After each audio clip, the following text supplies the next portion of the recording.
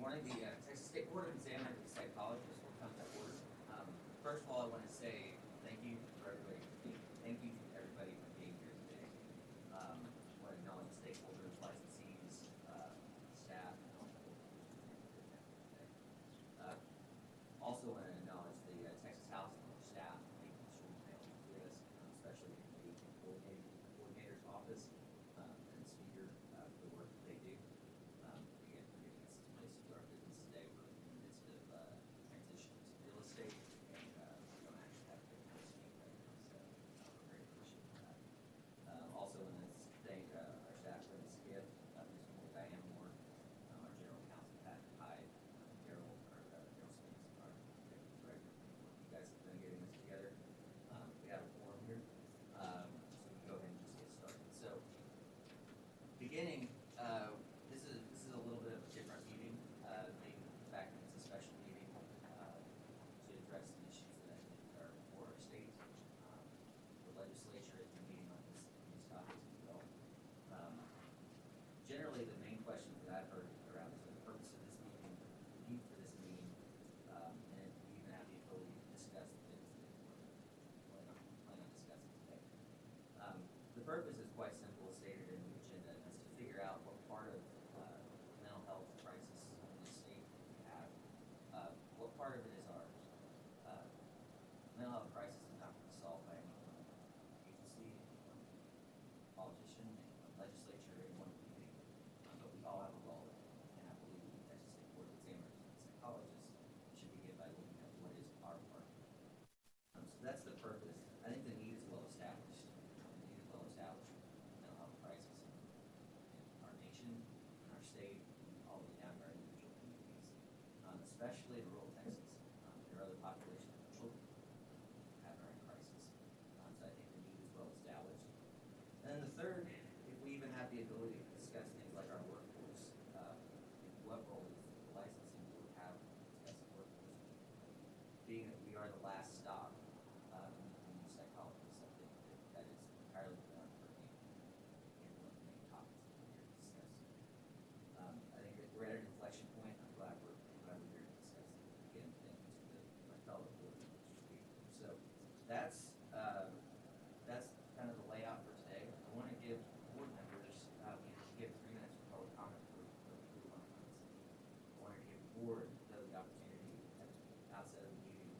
Everybody has the opportunity to please state your questions, state how you want to approach this, because collectively, with our own voices, we're going to set the tone today. So in no particular order, I want to just give board members the opportunity for 2-3 minutes to. Is that better? I think so. Try it.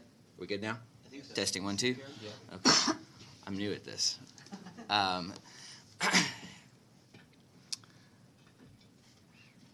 So with that in mind, we'll go ahead and give the board members the opportunity for 2 or 3 minutes if you'd like to have any opening statements in no particular order.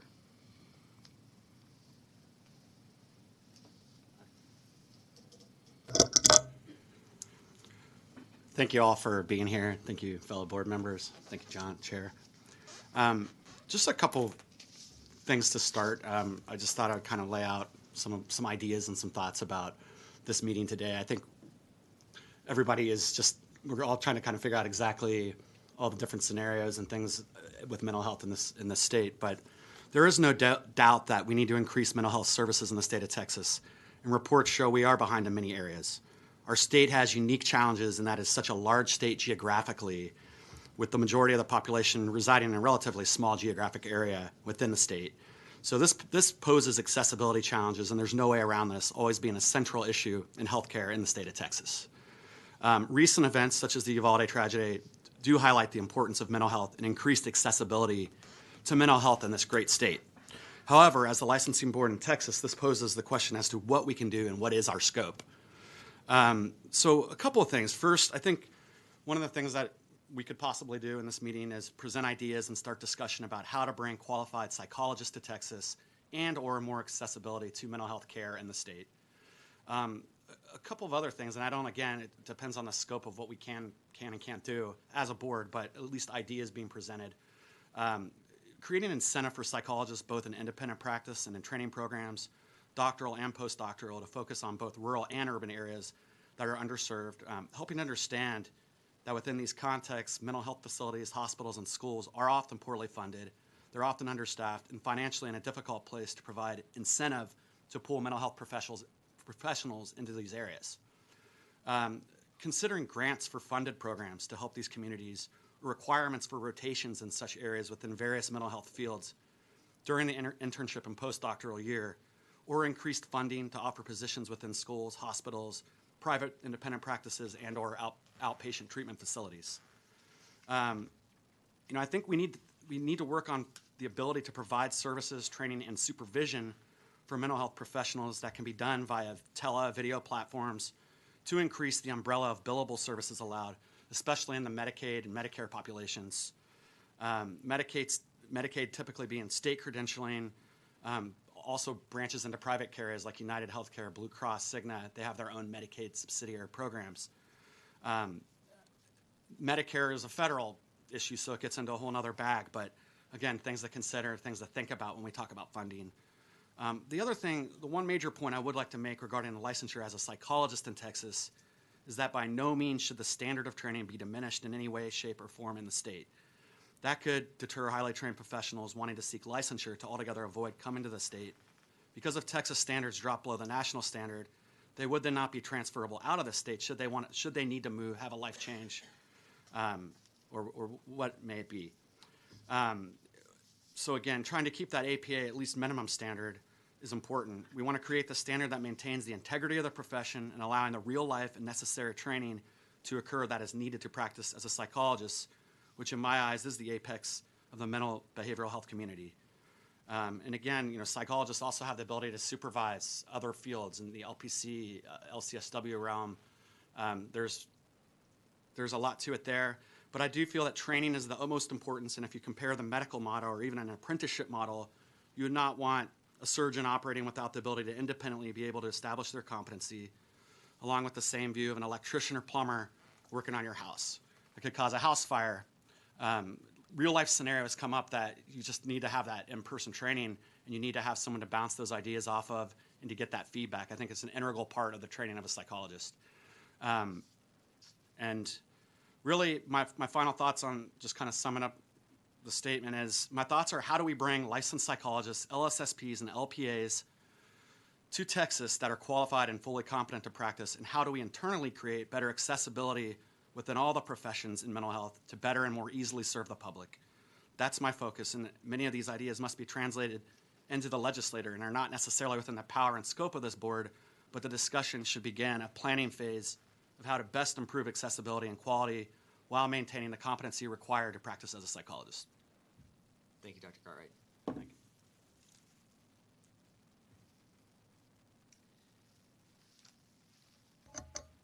you. Can you hear me?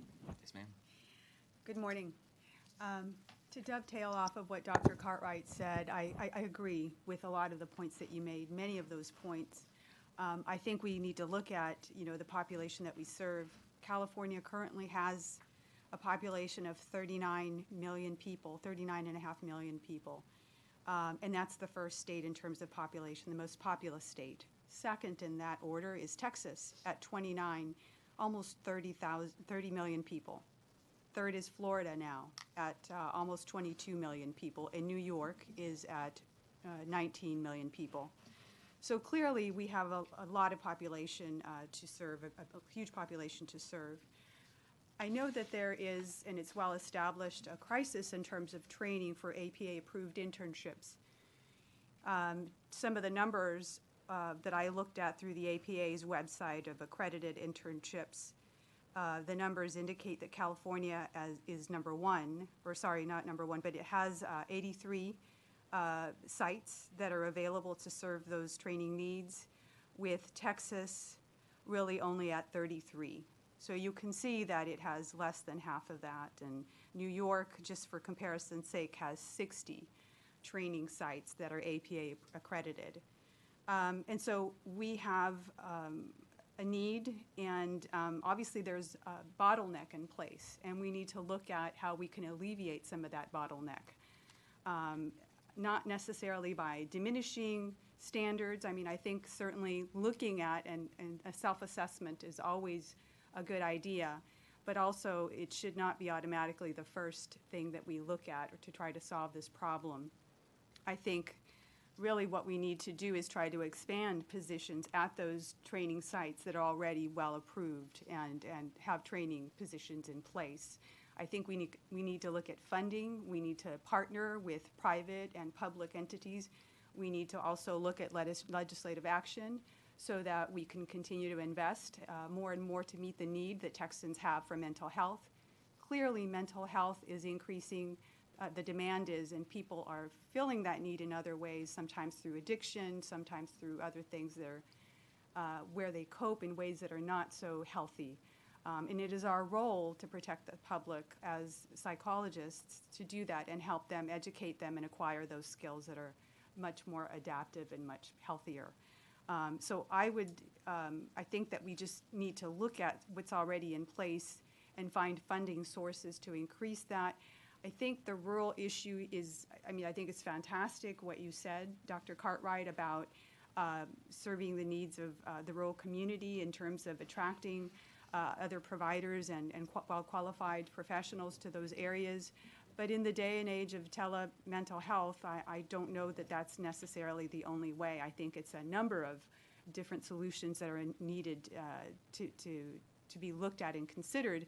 Certainly the broadband internet access is a continuing problem that we find it needs to be resolved. So just my thoughts. Thank you so much for your attention. Thank you.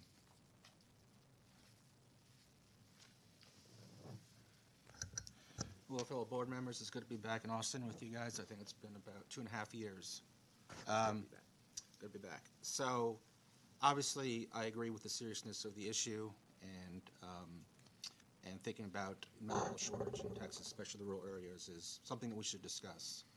As we go along with the agenda today and talking about potential rule changes and changes to qualifications, I think it's important that we think about also we have a mental health shortage in the rural areas. That's right, and that's why we're here. At the core of it, is that right? Yes. Okay. Yeah. So at the core of that, that's the issue. Now, one solution from our purview that has been raised is to increase the practitioners by maybe alleviating some of the requirements to create more availability, or people who wouldn't normally meet requirements would now meet requirements to be able to serve. Now, from that point forward, let's say more licensees are part of the board from rule changes.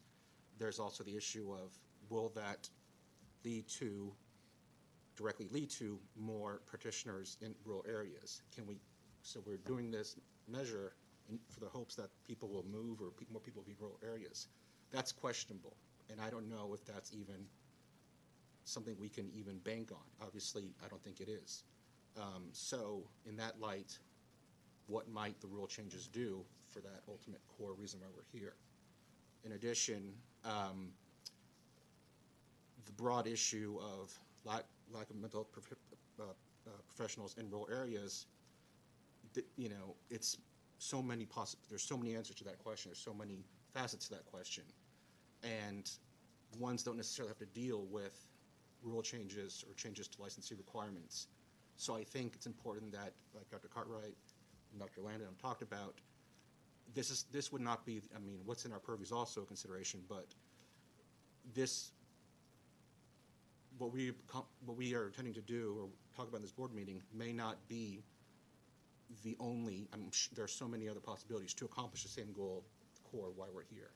So, and then if we implement rule changes, I'm just playing this out a little bit, what's the length of time where that will become effective, where there will be more practitioners available that might move to rural areas? So I think that we're looking at, if we implement changes, how long till it becomes effective? And then if it becomes effective, there's more licensees, what are the chances that they will move to rural areas? So I think those are things we have to consider in terms of rule changes accomplishing the core goal of increasing mental health practitioners in rural areas. Good deal. Thank you very much. Go ahead.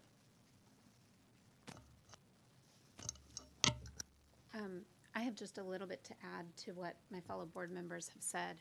I think in the shadow of the events, and it's not just Uvalde, but many events that have occurred in Texas over the last several years, I think we need to acknowledge that there is a mental health crisis and that we need to do something different than what we're doing. And I think that the majority of folks on this board, and honestly, the majority of mental health practitioners in Texas, agree on that point. The question of how to solve that issue, like my fellow board members are saying, I'm not sure all of that is in the purview of this board. The thing that I agree about is that it is the healthy thing to do to look at what we do have the purview to do and say, are our standards accurate? Is there anything that's outdated? And do we have room to move on these things in ways that make sense, both for us as a profession, but also for the people of Texas? And those two things coming together, I don't know how I feel about some of the things on this list. So my hope for today is that we go into talking about some of these items with the framework of how does this actually impact Texas, both from the framework of the profession and from the impact of the public. Because I think we need to weigh the idea of lowering standards, which I am not a big fan of, with the idea of what the net impact is.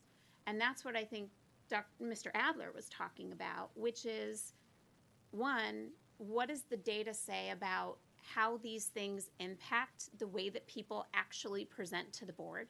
I think we have some data that says there are some things on this list that need to be addressed because the data is there that this is a barrier to practice. I think there are other things on this list that we are looking at lowering a standard, but we have no data that suggests that people are trying to practice in the state of Texas, and this is a problem. So I'm not sure why we would lower a standard based on no criteria to do so that could potentially then impact how people are cared for in Texas. That is a challenge to me as a clinician. I think the other lens of this is what is then the long-term impact of making those changes? There are some changes that we could make that, yes, would change the number of people practicing in Texas, perhaps for a year, maybe 2 years. But then you settle out, because once you loosen that rein, you are not changing the educational requirements in Texas. You are not changing graduate programs. You are not changing undergraduate requirements. And you are not changing the system by which people get to the level of licensure. So all you have done is loosen a one-time rein, and you are not guaranteeing any pathway for those folks to go meet the need where the actual need is in our state. And that is the piece that I do not think is the scope of this board. Because what we have not yet acknowledged is, if you want people to practice in areas that are underserved, we don't have a means by which to support a practice in many of these areas. You don't have a population that can pay for mental health. You don't have a government system that reimburses mental health in those areas. And you don't have a pathway for people to seek services in those areas. So how exactly can a mental health provider go set up a shingle in those areas? And that is not in the scope of this board. And so I think that there is a lot of collaboration that needs to happen. And I think that that work is actually being done by our government to an extent. And if they're looking for ideas, then great. I think that there's lots of participation here that is willing to happen. But I think that the open conversation needs to happen about what we have control of and what the impact would be. So I would ask that everyone sort of think about those two things. What is the impact on the profession, but also what is the impact on the public, and how long does it last when we make these changes as we start talking about these things and we bring them to light? Thank you. Thank you.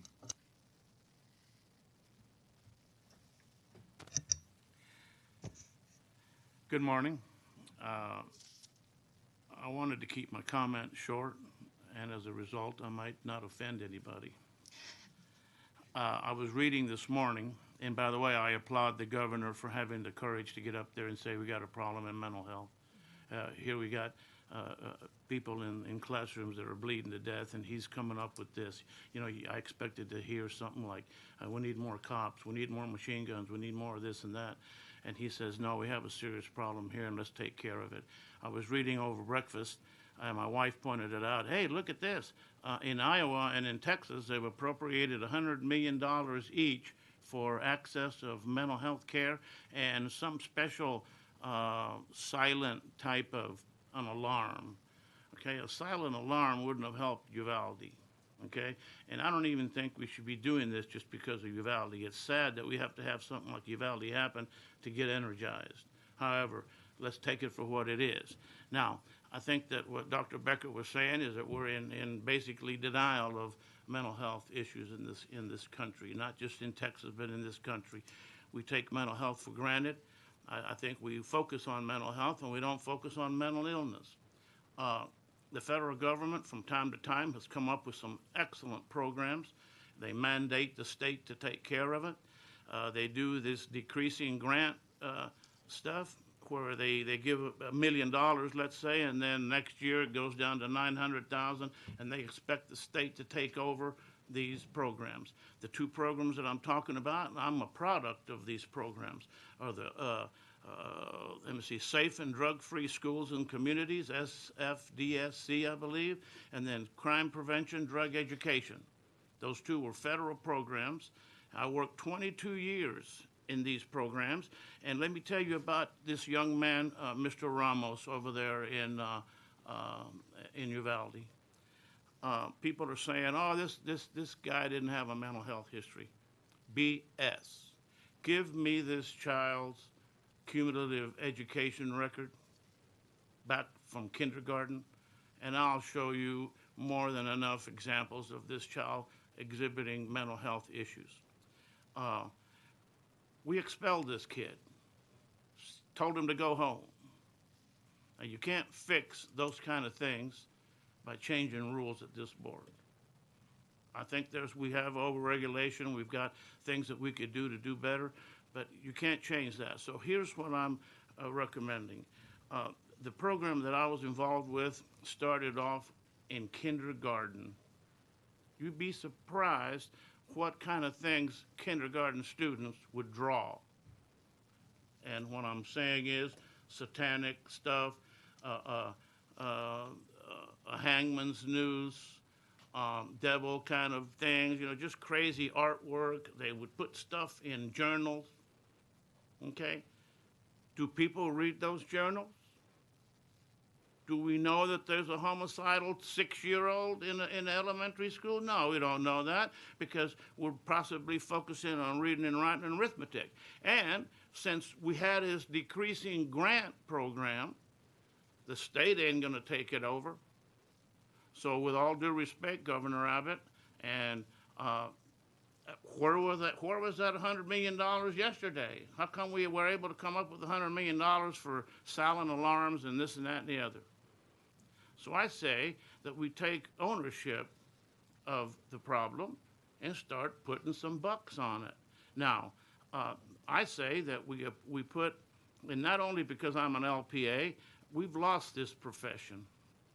They've gone to be LPCs, they've gone to be LSSPs, and we've lost the clinical master's level practitioner. If somehow we could get that clinician back into the stream and have a job in a school for a licensed psychological associate that can deal with these, and you don't need 100 of them, you only need one per school district. I was in a central location and they were bringing kids to me. Now, what happened was a new superintendent came in and says, you know what, I don't like the image that we're presenting here, that we have to have a psychologist helping kids that are 6 and 8 years old. So what did he do? Just cans me, never shook his hand and says, I'm sorry, but we're not renewing your contract next year. Didn't even ask me what I did. Didn't even want to know that I had over 200 suicidal kids on my caseload. Nobody took my place. What happened to those? Maybe they moved to Uvalde. I'm not sure. But I will say this. this is the tip of the iceberg. I see whatever happens in society bleeds out into the schools.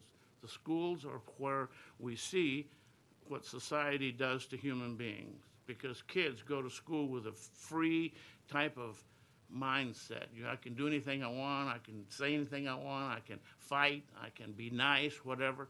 And so we see the example of what society is doing now. If we want to say that this pandemic has elicited some of the problems that we have here, because people have been sitting at home basically looking at the mirror, telling themselves whatever they want to hear. And some of those kids are very unhappy. They come from very disabling kind of home situations, and quite frankly, no one's doing anything about it. Thank you. Thank you. I guess I'll bring up the rear here. And there's not much I can add to everything that's already been said. But first, good morning to everyone here. Thank you for taking the time out of your day to spend some time up here at the Capitol with us. Thank you to everyone on the board for making it up here as well. Like I said, I'll keep my comments very brief so as not to retread a lot of the ground that we've already talked about. But there's been discussion about scope today, and what scope do we actually have as a board. And I think that's a very valid concern to have, but that's also where I think we can take this opportunity to partner with BHEC, with our fellow agencies, with the legislature. I think, ultimately as a state agency and as a board, we serve as an advisory to the ledge, and that's where I think our best purpose today is figuring out what we can do to partner with the legislature on to fix the mental health issues here in Texas. Part of I think there's been some good comments about whether or not we should relax rules or standards. I think the concerns about that are certainly valid.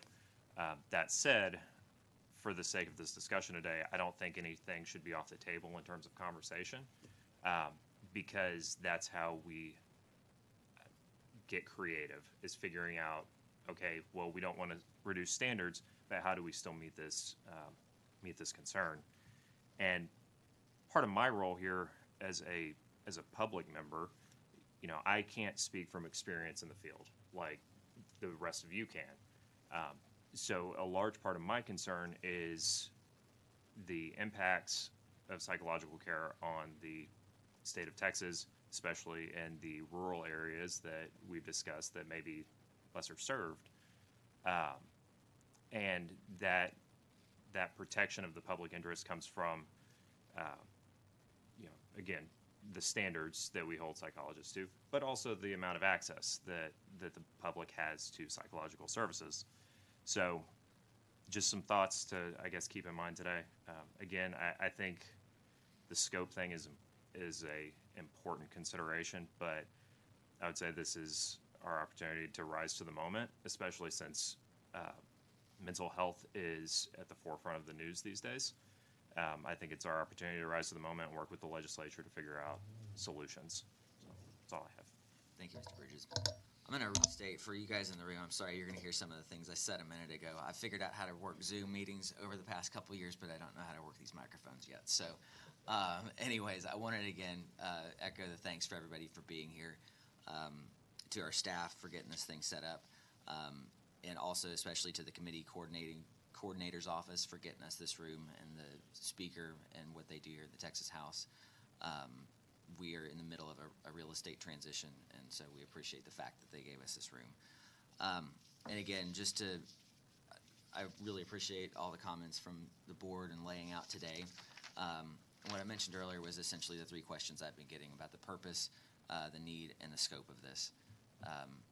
The purpose is to figure out where we're snagging, if we're snagging, and to figure out what part of this mental health shortage and problem that we can own and we can fix. Nobody's going to fix it all. The need is obviously well established, so I don't need to restate any of that. And the ability to tackle things like the mental health workforce shortage. It's something that's being discussed here at the Ledge. It's being discussed in academia, and figuring out where educational programs are going to be doing, the things that they're going to be doing, the things that they want to do to address that shortage, there are places where that dovetails with our rules, and we're going to have to look at that. So again, that was where I started. I'm again very grateful for everybody being here today and for those watching at home. With that, I think we can go ahead and get into public comment. Do we have a list? Do we have a list ready to go of who's signed in? Perfect.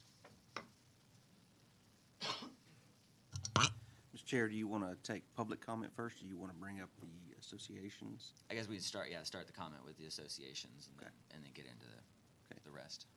I know that we've got TASP here, the Texas Association of School Psychologists. We've also got the Texas Psychological Association here, and we've got the Texas Association of Psychological Associates here. Do we have any other state associations in the room that would like to? APIC? Okay, so we've got 4 here to visit. I think, Mr. Chair, it's Any volunteers to go first? Dr. Baker? Perfect, come on up. And if you'll just state your name and who you're representing for the record. Sure. My name is Dr. Jeff Baker. I'm here for the Association of Psychology Postdoctoral and Internship Centers, APIC. Thank you. Good morning, everyone. A special thanks to the public members, and as I was reminded many times of attending ASPPB, you're all public members. So thanks for your time and energy to do that. I'm a clinical professor at the University of Texas Medical Branch, UTMB in Galveston. I've been employed there since 1984. And though I no longer see patients at the hospital, I'm still involved in training and education at UTMB. I've also served on the Texas State Board of Examiners from 2010 to 2016. Finally, I've also served as executive director for APIC since 2011. And I'm here in the capacity of representing APIC. APIC has been in existence since 1968. APIC's mission is to facilitate access, foster development, and support implementation of quality education and training in health service psychology. It sets minimal standards through membership vote to ensure that quality internship and postdoctoral training occurs for future psychologists. APIC member includes 755 psychology doctoral internships, 256 psychology postdoctoral programs in the U.S. and Canada, with the Veterans Administration, University Counseling Centers, and medical hospitals holding the largest number of memberships. APIC also includes 470 psychology doctoral programs in the U.S. and Canada. And APIC manages the match between psychology training programs that's required for degree completion. In addition to establishing minimum criteria to ensure quality education and training, APIC offers a number of services that facilitate high-quality training offered by its members, such as peer consultation, mentorship, and continuing education. As is hopefully clear, APIC has depth and breadth of knowledge and experience with psychology internship training. APIC determines minimal criteria that have been approved by membership, including the requirements to provide supervision by 2 licensed psychologists and learning activities. These minimal standards are not an obstacle for training programs. Less than 5 internship programs have been removed from APIC since 2010 and speaks to the importance and ease of maintaining this criteria for membership. It's concerning to APIC that Texas desires to reduce the currently accepted criteria for internship training as a means to increase mental health access. Specifically, APIC is concerned that Texas wants to provide an option for waiving the current requirements for 2 licensed psychologists, as well as these benchmarks have been thoroughly reviewed by APIC and its members and have been established as the minimum criteria standard for over 50 years. APIC is concerned that removing these minimal standards or waiving them, which are accepted in practice in more than 90% of jurisdictions in the U.S. and Canada, will result in a violation of public trust and is inconsistent with public safety. Using a medical parallel, would you endorse a plan to have a medical provider for licensure eligibility and their capstone training experience be only supervised by 1 physician and with the elimination of any training activities they have during that training experience?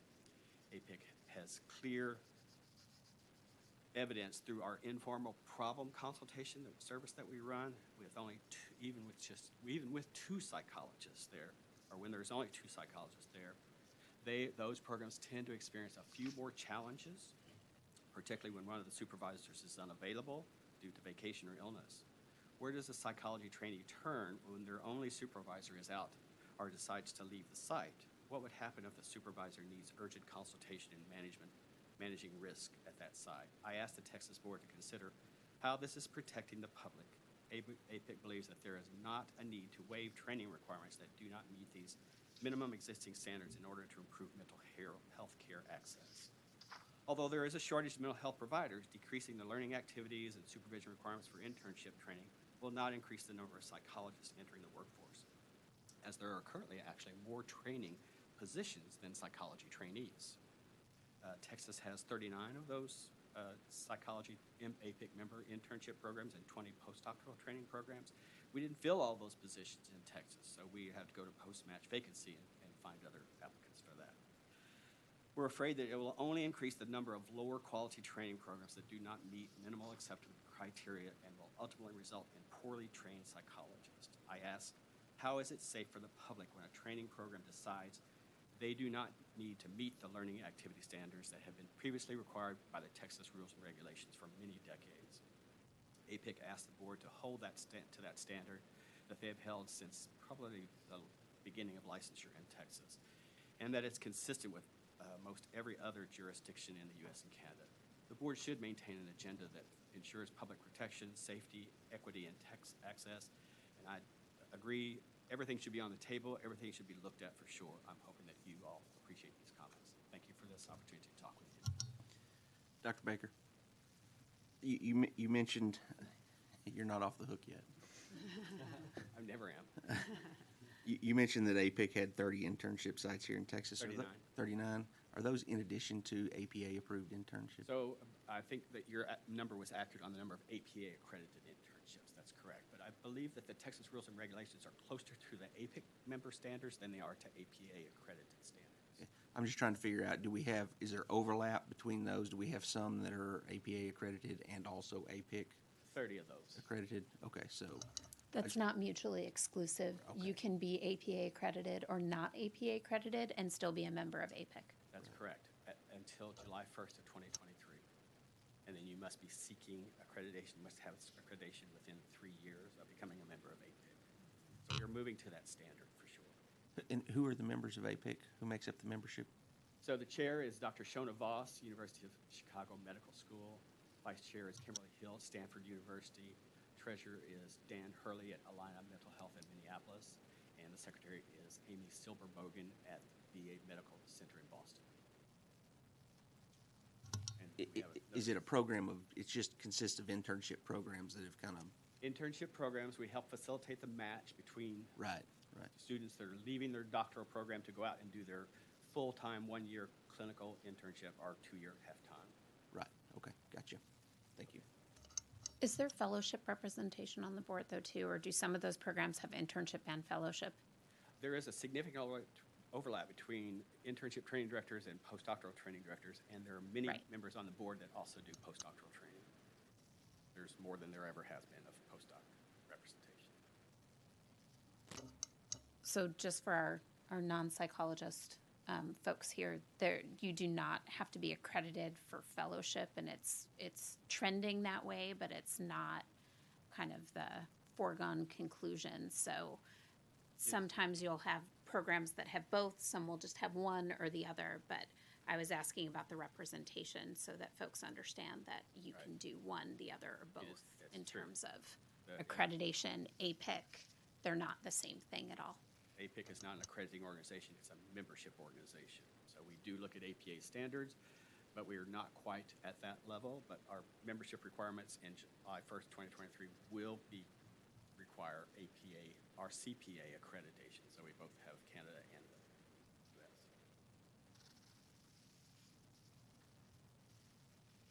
Okay, Thank you. thank you. Who's up next? And if you could pull that microphone down too, as well. I think that's good there. All right. Yeah, so thank you. My name is Amanda Fifi, LSSP and CSP, and I am representing the Texas Association of School Psychologists. And thank you for the opportunity today to provide public comment on possible rule changes. And so I'm providing comment around the question whether to maintain or revise the coursework requirements for LSSP licensure set out in 463.9E are the 7 categories and their subcategories listed in the rule needed for safe entry-level practice when 501.260B2 lists 5 categories. And so TAS feels that this is an excellent time to address this difference as the professional standards for school psychology were updated by the National Association of School Psychologists in 2020 and are not reflective in either TSBEP rule or in the occupations code. And in fact, it is our understanding that this particular section of rules has not been updated since 1999. TSBEP has long held that the delivery of school psychological services in the schools of this state shall be consistent with nationally recognized standards for the practice of school psychology as stated in TSBEP Rule 465.383. With that being said, TASP recommends that this particular language defer to NASP's professional standards rather than specific categories of coursework that may need regular updating. The domains of school psychology practice describe the comprehensive and integrated services that can be expected of school psychologists as presented in the NAS 2020 model for comprehensive and integrative school psychological services, better known as the NAS practice model. These 10 domains provide a general frame of reference for basic competencies that school psychologists should possess upon beginning practice and are consistent with the professional competencies that result from graduate education in school psychology, i.e., what is currently listed. As such, TASP recommends that Rules 463.9E be revised to say applicants applying under subsection D of this section must submit evidence of graduate level coursework as consistent with the currently published professional standards of the National Association of School Psychologists or its successor. TASP is also prepared to introduce a bill in the upcoming legislative session to ensure Occupations Code 501.260B2 matches TSBEP Rule 463.9E. Revising the language in 463.9E does not create a barrier for graduates from non-NASP or APA-approved programs, as graduate prep programs still turn to NASP's standards for graduate preparation of school psychologists when designing the program's curriculum and infrastructure. The NAS standards for graduate prep contribute to the development of effective school psychology services by identifying critical graduate education experiences and competencies needed by candidates preparing for careers as school psychologists. The NAS graduate prep standards are intended to serve as a national model that assists bodies such as TSBEP in establishing standards for school psychologists' graduate education and practice. And so thank you for your time. I was looking through our packet. Did you paper us up with, do we have all those rules and statutes that you're talking about there? Do you have anything that you've submitted in writing on that? No, but I can submit I in would say writing. paper us up on that. Okay. Because I'm not going to be able to tackle all that just from that. But, Right. But you, there's a lot there that I want to follow up on. Okay, So yeah, please no, paper I us can up. definitely, would you prefer to have this copy or do I send, If you just electronic I would version? say send an electronic version so all of us have the benefit of it to the email address and the agenda. okay, thank you so much. Appreciate it.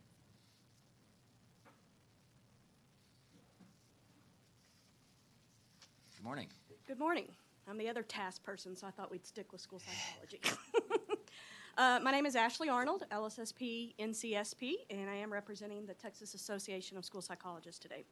So I'm going to provide comment about the other two rules changes that were on this, about unreasonable barrier for LPs and LPAs to come into the schools and LSSPs to practice outside the schools. First, I appreciate that TSBEP is looking at ways to address the shortage of mental health providers, as the shortage in Texas is real and increasing each year.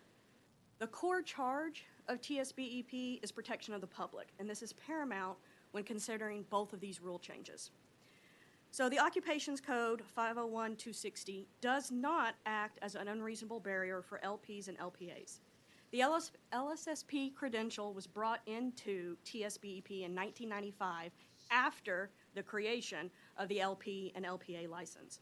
School psychology is a distinct profession requiring a unique skill set as noted in the APA Model Licensing Act with its own specific standards, ethical requirements, research base, and graduate education accrediting authority.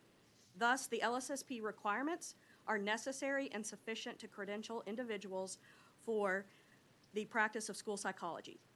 Other credentials, such as the LP and the LPA, do not have the same educational and supervised experience requirements therefore, in and of themselves, would not meet the national standards for the credential of those who are practicing school psychology. TSBEP already has rules such as 46538 allowing for individuals without the LSSP credential to provide specific services in the school setting, although not the broad range of school psychological services. This speaks to your core mission of protecting the public by prohibiting licensed professionals from engaging in work for which they are not appropriately trained.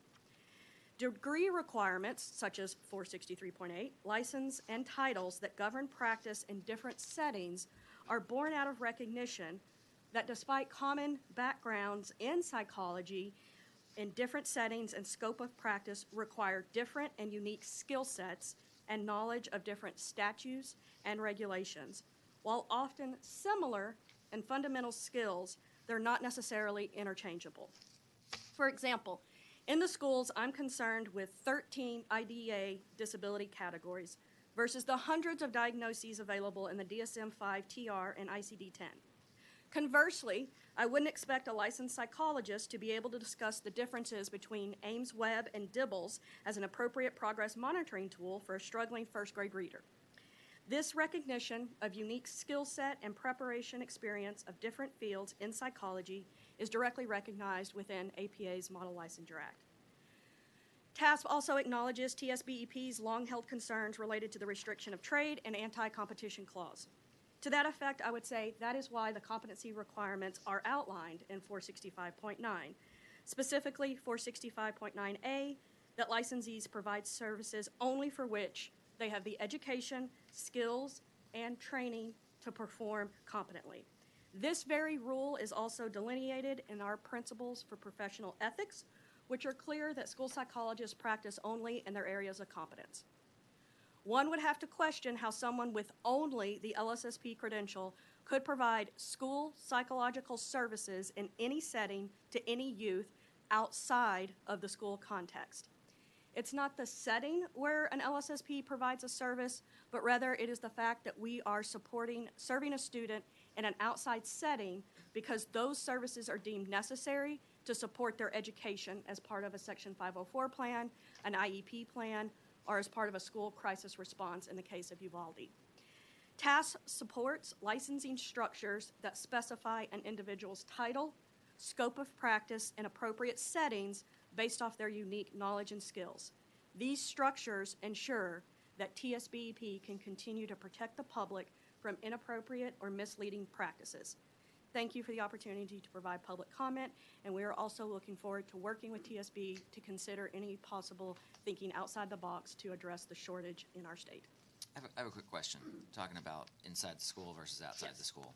With, COVID, we've had a lot of kids learning at home. Right. And a lot of those kids are not going back to school. A lot of Right. people have transitioned to homeschooling. Right.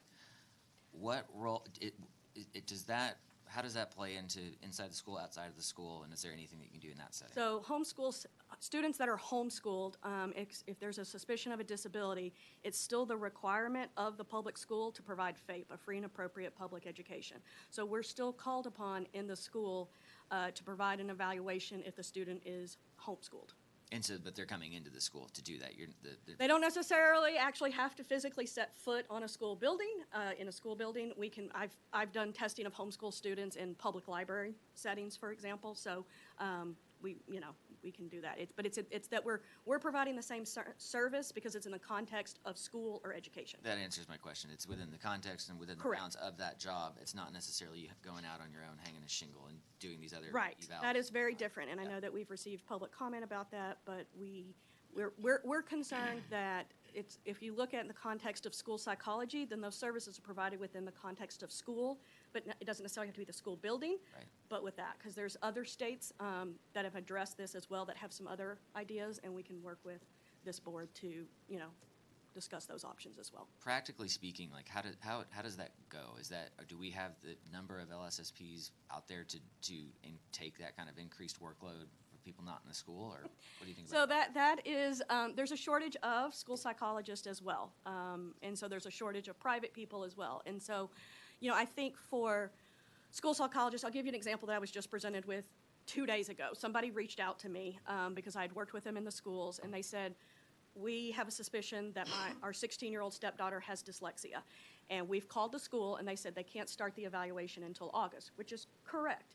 And they said, can you do it? And, because we've seen your dyslexia evals. And I said, I cannot. I can happily recommend some.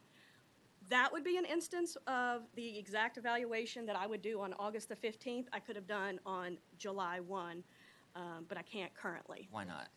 Because we're not allowed to practice outside of so that's with the current regulations of that. So if that was changed, again, not knocking down the whole wall, but maybe Right. moving the fence slightly to Right. allow for that feels like Right. something. So if you want to move the fence slightly, for example, California has the thing, and what you have to understand about about school psychologists in Texas is we are the only ones that are solely credentialed by a licensing board. Everyone else is certified by their state Department of Ed, which is, pre-1995 here in Texas. So like in California, you get your certificate as a school psychologist. You go through the state Department of Ed. They do have a license called the Licensed Education Psychologist that's through their psychology board in California. And as a school psychologist practicing in the schools, same requirements, but I have to have practiced for 3 years in the schools. Then I can apply for this license through their psych board.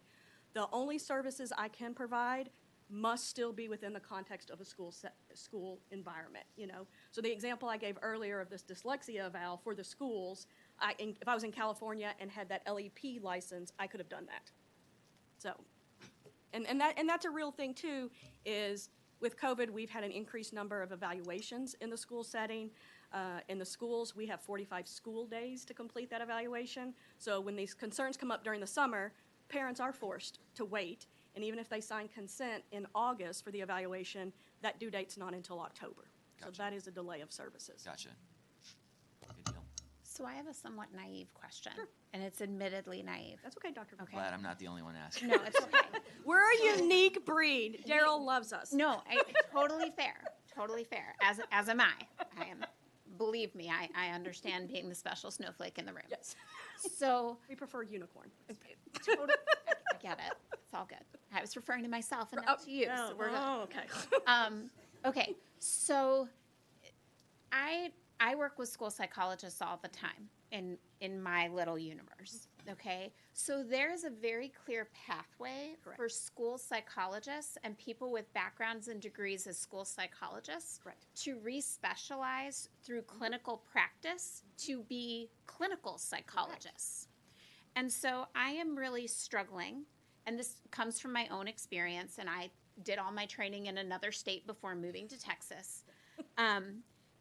I struggle with there not being a pathway for appropriately trained and licensed psychologists to then be able to practice in the schools without having a complete secondary degree with this coursework that feels burdensome.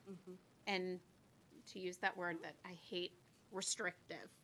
But I'm not understanding why the path doesn't go both ways. Right. And I'm truly asking, please help me understand that. And it's a common one we get because I think even people think it should go both ways, And I think if you're going to have the graduate prep of I'm going to be a school psychologist and work within the schools, I go down this path.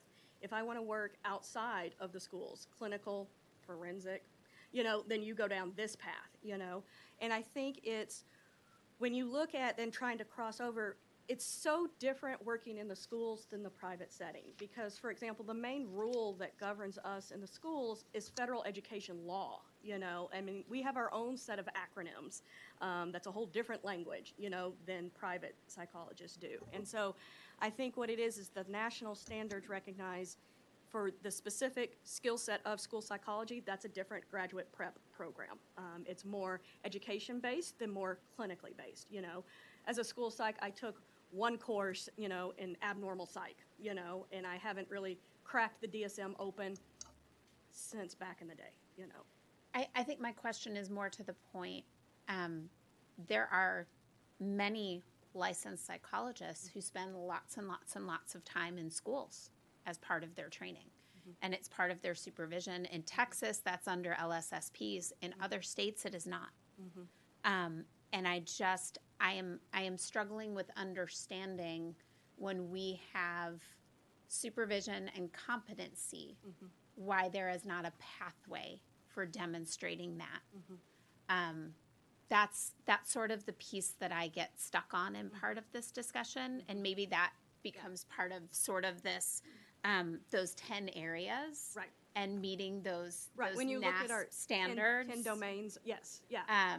Because that's sort of, Yeah. I'm sort of missing that connection. Right, and I definitely could see some overlap in some of our practice domains for that. But, we have a practice domain in academic interventions, for example, along with mental health, along with family school collaboration. So I think, that was, because those words appropriately trained was also what gave us pause. Like, how do you determine appropriate? That was our very question as well, especially as the rules are currently written. It appears to be too different. Could we look at it? And, we're open. I agree that the shortage is real, and I'm all for discussing options, but it's we would define appropriately trained by meeting our standards of school psychology. That is what our response would be. I have a question for you. So in terms of Texas having the LSSP, the actual LSSP license, you said this is the only state in the nation that has that LSSP versus like a California that has a certification that meets all the criteria needed for at a federal level and that meet the IDEA requirements in their training programs. So why is that? Why do we have an LSSP? What is the real difference? And I guess just kind of curious. I have an LSSP, but I don't know why I have an LSSP. But in Ohio, I would have just been a school psychologist. So just kind of some clarity on that and where we came from and why we're here in Texas with the LSSP, essentially. So pre-1995, school psychologists, speech language pathologists, occupational therapists, and physical therapists were all certified by the Texas Education Agency. And during the course of that legislative session, TEA got out of the certification business and basically said, go away. We're out of the certification business for all you other people besides teachers. So pre-1995, we were associate school psychologists. We were called school psychologists. When we came over here to TSBEP, part of the compromise is that our title would be LSSPs, but that would be a temporary change, and we would go back to that title, and here we are in 2022 and still not using the right title. So every other state, to be a school psychologist, you're certified through your state Department of Education. But Texas got out, and now they only certify teachers through SBEC, State Board of Educator Certification. That's the only people that they certify. And so everybody else went to different licensees. SLPs, OTs, PTs, they all have now license and no longer have certifications. How do you feel about that? I mean, in terms of do you think this is a positive place to be, or is that? No, I think it's a negative place to be, and we have fought for the title change forever, and I know my friends over here on the side of the room will comment about that as well. But for us, what we've always said is it's an identity problem, because a lot of people, the public doesn't know we exist. When you try to say I'm an LSSP, they're like, what? And then you go, I'm a school psychologist, and they go, oh, okay, all right, and so that's what they don't even know. We exist in the schools. And so we get a lot of evals by LPs that could have been done in the schools for free, but they didn't know that we exist. And part of it is the name change. I'm not gonna lie. I've told people I will die on that hill of the title change, and I will continue to be here and speak about it. And that's the only way to get rid of me, Daryl, is to change the title.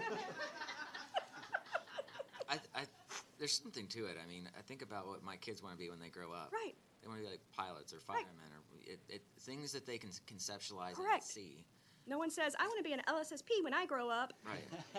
Because they can't conceptualize. I mean, right. If somebody could conceptualize what that means, and this is personal to me, because I have a kid that struggles with dyslexia. And right. So to think about, to what it means to meet with the professionals that make it their life's work to help my kid. Right.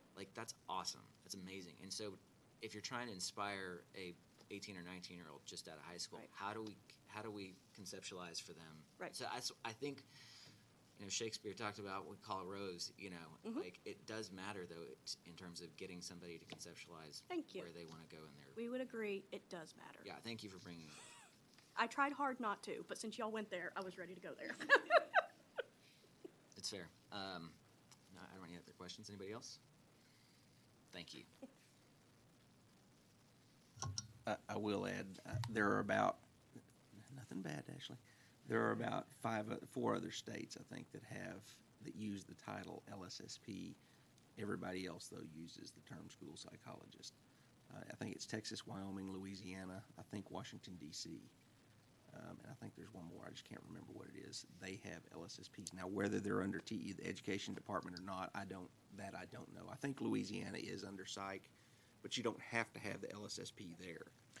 I don't get that set up at all, but that's the way they did it. Daryl, to that point, it sounds like we are by far the largest state that has that arrangement, though. Absolutely. Okay. Who's up next? Have we heard from TPA, TAPA? Who else do we have on the list? TAPA and TPA. Is TAPA ready? TPA? Okay, yeah, let's hear it. Good morning. Good morning. Thank you for having this special session. Thank you for being here. My name is Andriana Haley. I'm a professor and director of clinical training at the Department of Psychology at the University of Texas at Austin. And I hope my comment is fully within your purview and within the agenda of this meeting. I'm not proposing to lower standards. I would like to put to the board that one unnecessary burden on well-trained clinical psychologists wishing to practice in Texas is the lack of full parity for licensure between training programs accredited by the APA and the CPA and programs accredited by the Psychological Clinical Science Accreditation System, PCSAS.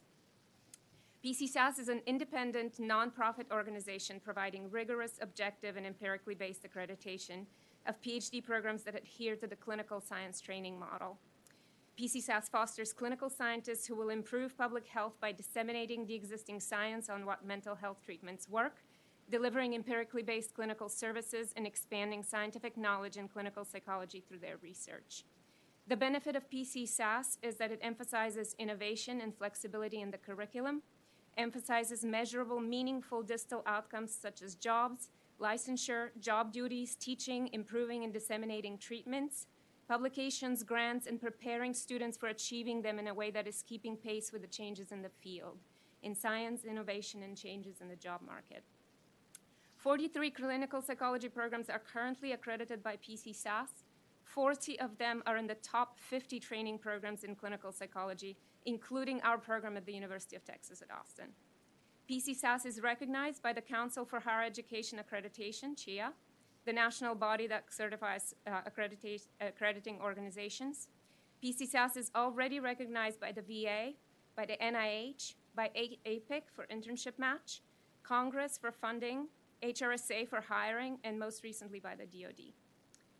PCSAS is recognized by the Licensing Board of states accounting for about 35% of the U.S. population, including California, New York, Illinois, Delaware, Michigan, Missouri, New Mexico, and Arizona. PCSAS is recognized by national organizations invested in training clinical psychologists, such as Council of Graduate Department of Psychology and Council of University Directors of Clinical Psychology. By adding PCSAS to any place in the licensing requirements where professional trained in APA and CPA programs are given priority, we can ensure that well-trained clinical psychologists from Texas, as well as other states, feel welcome to practice here. So I'm not suggesting PCSAS programs get any preferential treatment. We just don't want to throw up roadblocks for any of those people who wish to come and practice here. Thank you. I've submitted the long form of this document and all the programs that are currently PCSAS accredited. For the moment, this is not a problem because all of those programs are also APA accredited, so nobody cares. But these programs are starting to state dual accreditation is a burden and that they are possibly not, well, not possibly, some are stating they are not going to seek reaccreditation by the APA. So this is an opportunity to get ahead of this wave of great programs becoming PCSAS only accredited by making sure that they're fully eligible for licensure in Texas. And I think one of the concerns that has been brought forward about clinical science programs is that they don't practice clinically, which is not true. About 73% of graduates practice clinically. 33% of them are heads of federal grants, and everyone is invested in actual clinical practice. Thank you. So I have a question. So you're talking about schools going to one or the other, an either or. So if our rules say APA and somebody decides not to, those graduates essentially aren't coming here at this point. Is that accurate? People want license. They want to practice. Most of these clinical scientists function within medical centers where they do research and clinical service. And so they're not going to come to a state that is going to make them have to prove on an individual basis that their curriculum is equivalent to APA. So I think the least we can do is just say APA, CPA, or PCSAS accredited program, then that becomes a non-issue. So it wouldn't, I'm going to look at our lawyers here. So somebody with that kind of, coming from that kind of program could come here and could lobby us and say it's equivalent, but it wouldn't be by rule something that you could approve and go forward. Is that right? Texas doesn't require accreditation of the program. It's just the fact that the degree is from a regionally accredited institution. So it doesn't have to be an accredited program. But where accreditation helps, excuse me, is in like internships. If you come from an accredited internship program, then that fast tracks you. We do not look at the substance of the internship. That's where it benefits. It can also benefit, and I believe this is statutory, if you come from an APA accredited program, you can count some of your practicum hours towards your postdoc hours. But I think that's in statute, and that would require a statutory change to include PCSAS there. So the point, though, is that it's not the end of the world, but without getting ahead of this, if that's the direction that schools are going, it would put us at a disadvantage in the long haul. Every program is now required to state on its webpage where their graduates are licensable. So every program is listing every state where their training fulfills requirement.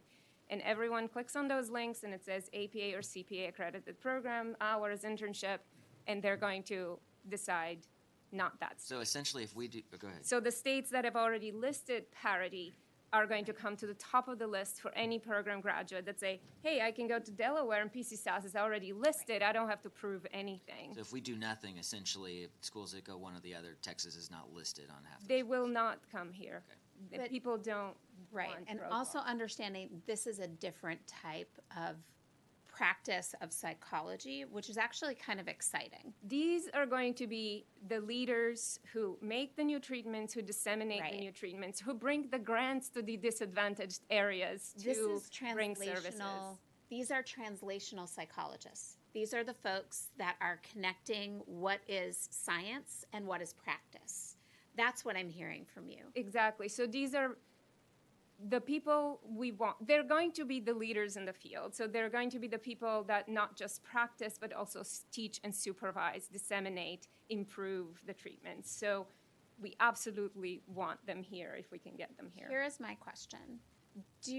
Does there exist, I have never heard of PCSAS, honestly.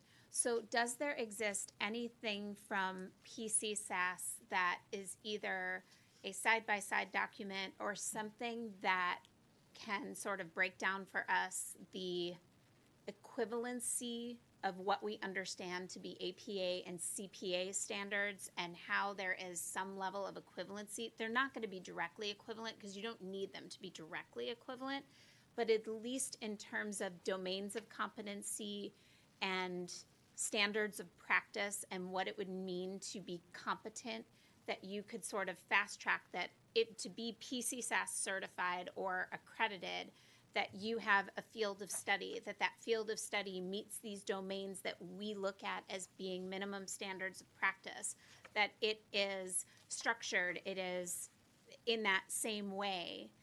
I hear exactly what you're saying. I know exactly what you're talking about, but I don't know this accreditation body. And with I mean, for 43 the moment, every Right. one of those programs is also APA accredited. For the moment, you're not going to see a whole lot of differences. And that is, definitely something that PCSAS is going to keep an eye out is this innovation. What are people going to do with their programs? So whenever someone is presenting a substantial curriculum change that is veering, maybe in the future, hypothetically speaking, veering off the APA requirements, what does it mean, and do they meet criteria? For the moment, any innovation is on top of all the things that they already do to meet APA accreditation. Is this all at the doctoral level as well, or is this master's and doctoral combination? I'm not aware that PCSAS does master's. Okay. It's a doctoral Just level. curious. May I? PCSAS does not do master's level. Mr. Chair, the one thing I don't know that I answered your question directly a minute ago, but I think to answer it directly, we don't need to do anything to be able to accept an individual from a PCSAS accredited program right now. They're going to meet the regional accreditation standard.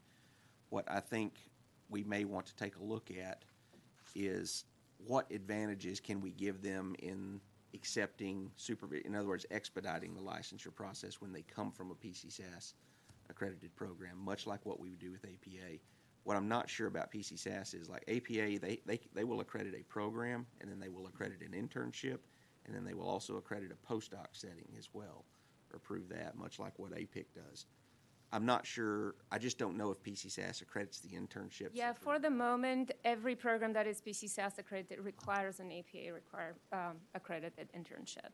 I don't know if PCSAS intends to go and do a reaccreditation. My guess is that the internships PCSAS will continue to require people complete APA accredited internship to complete their clinical licensure. And any board certifications that, I'm a neuropsychologist, my students want to be neuropsychologists. We are preparing them in our PCSAS program for board certification in neuropsychology. So the clinical requirements will remain. Does board certification recognize PCSAS? Does it ACCP? They don't. Sorry. So the ABAP? Yeah, ABAP, sorry. You know what, that's a great question, and I haven't asked it. We are following their recommendation for the curriculum, so once you submit that you have done the practica and the classes, I don't think they certify that. Well, it's just something to think about, because for me, if you think about just generally the field of psychology and standardization of practice and standards of practice, to me, the field of psychology in general is moving towards board certification. Absolutely, and the standards of board certification. So it would be a big question to me is if ABAP recognizes this PCSAS under the APA umbrella, because you also have to recognize that, I mean, this is just a curriculum thing, but if people move away from APA and they expect to be board certified, especially as neuropsychologists, and ABAP doesn't recognize it, that's a different level of standard. That's a very good question, and I intend to follow up on that. My guess is they will only recognize programs with a neuropsychology curriculum track just the way but it also helps that if those things are in line, to me, it's an easier thing to just say, yes, this meets all of those standards. If it's going the same direction as the field, that's a whole lot easier for me to conceptualize. I will find out. Thank you for that. I think the thing that I want to think about, and staff and I guess the board, making sure that we don't do something at Texas through inaction, making sure that we put ourselves at a disadvantage where we're not listed. You know, when we're competing for graduates and competing for people from different schools, like making sure that we're in the mix all the way. That's kind of my bottom. I agree. There are 6 states that are leading that push, and if we can be an early adopter of that standard, it's going to take a while for the programs to all become only PCSAS or only APA, but people do look at those lists of where they can practice after they graduate, and we're going to be right up there with the other 6 that are already they're either in the legislature or in the board books. Awesome. Thank you. Thank you for coming and giving comment. Well, and thank you. To your point too, these aren't, like, I'm going through this list of schools here. These aren't small schools. I mean, this is like Harvard, Duke, Penn State, Virginia Tech. Like, this is not just a small school in the middle of nowhere, right? So. All right, who we got next? Come on. Okay. if you'll just state your name and who you're with. So I'm Dr. Alexander Clark. I'm a professor at UT Austin, and I was actually recruited by Dr. Haley in UT to come here because my program of research focuses on racial ethnic disparities and Alzheimer's disease risk. So I do want to follow up on what Dr. Haley had to say. I think PCSAS is the way forward, and as a part of my job and to recruit some of the best minds to come here to Texas, this is a necessary part of the future for me, for sure. I want to train. I'm responsible for clinical training in our clinical program, and I run this program of research, and I want to ensure that everything we're doing will keep some of the people that we're training here in Texas, for sure. I just really want to kind of affirm the fact that PCSAS is the way forward. It is translational, and it's very important that you guys get ahead of this. And I can only recruit and retain the best people here if you recognize this, for sure. Other things that I kind of want to point out that were said that I think are important is Texas internship sites. California has a lot more internship sites, and what that means is that they get to actually keep a lot of the psychologists that we're interested in there. So we're having people move over to California or other states with a lot of internship sites and leaving us, and we don't want to do that. We want to keep everyone here, so it is an important action that you guys really think on. And they don't come back?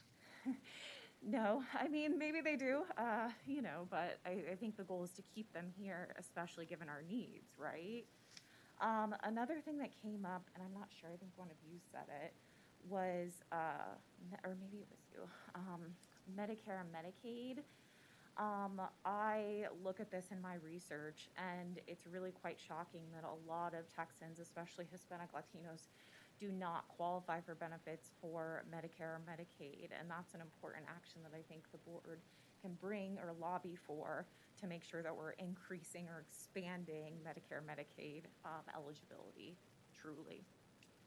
So thank you. I'm happy to answer anything. Thank you. I'll point out, the board cannot lobby, Okay. and we cannot advocate for things like that. But you're absolutely entitled to, and do this again when the legislature's in session, but we cannot. Yes. The reason I pointed out about keeping people in Texas, I actually was paying attention to the Senate Finance Committee that was, I forget which way down the hall it was, a couple days ago, and Dr. Sarah Wakefield was talking, and she talked about that, how people, wherever they go for their wherever their last post, they don't come back. And she, Yes. I think she's from Louisiana. She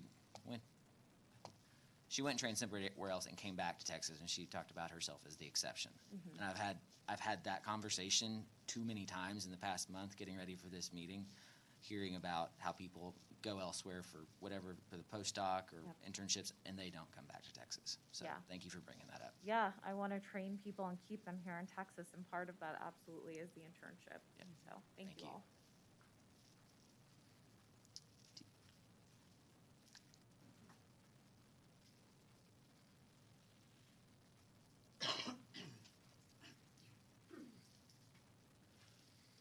Good morning. Morning. I'm Betty Dawson, representing the Texas Association of Psychological Associates. And really, we have very little to add at this point. We agree with a lot of what has been said already, particularly with Dr. Cartwright's opening statement. I was even going to make the example of the damage that can be done by poorly trained plumbers and electricians, but I won't now. We certainly do not believe that lowering the standards is the way to increase services. And we also recognize the very different and unique aspects of school psychology. But we'll point out once again that LPAs and LPs can be hired by school districts for very specific services, usually on a contracted, short-term, or part-time basis. The only thing that really we would add would be possibly to broaden the gap rule for people who are coming into the state. Maybe they've finished their graduate program, but they haven't gotten their full period of supervised experience, or come into the state with their supervised experience but have missed a class somewhere.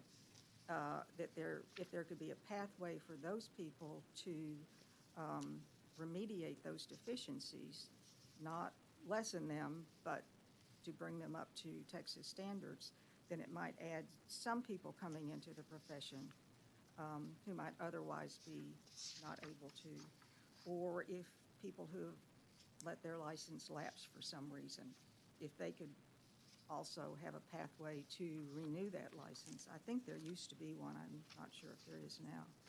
But otherwise, we have paper copies that we've presented. So unless there are questions, that's all we really have to add. Thank you. Thank you.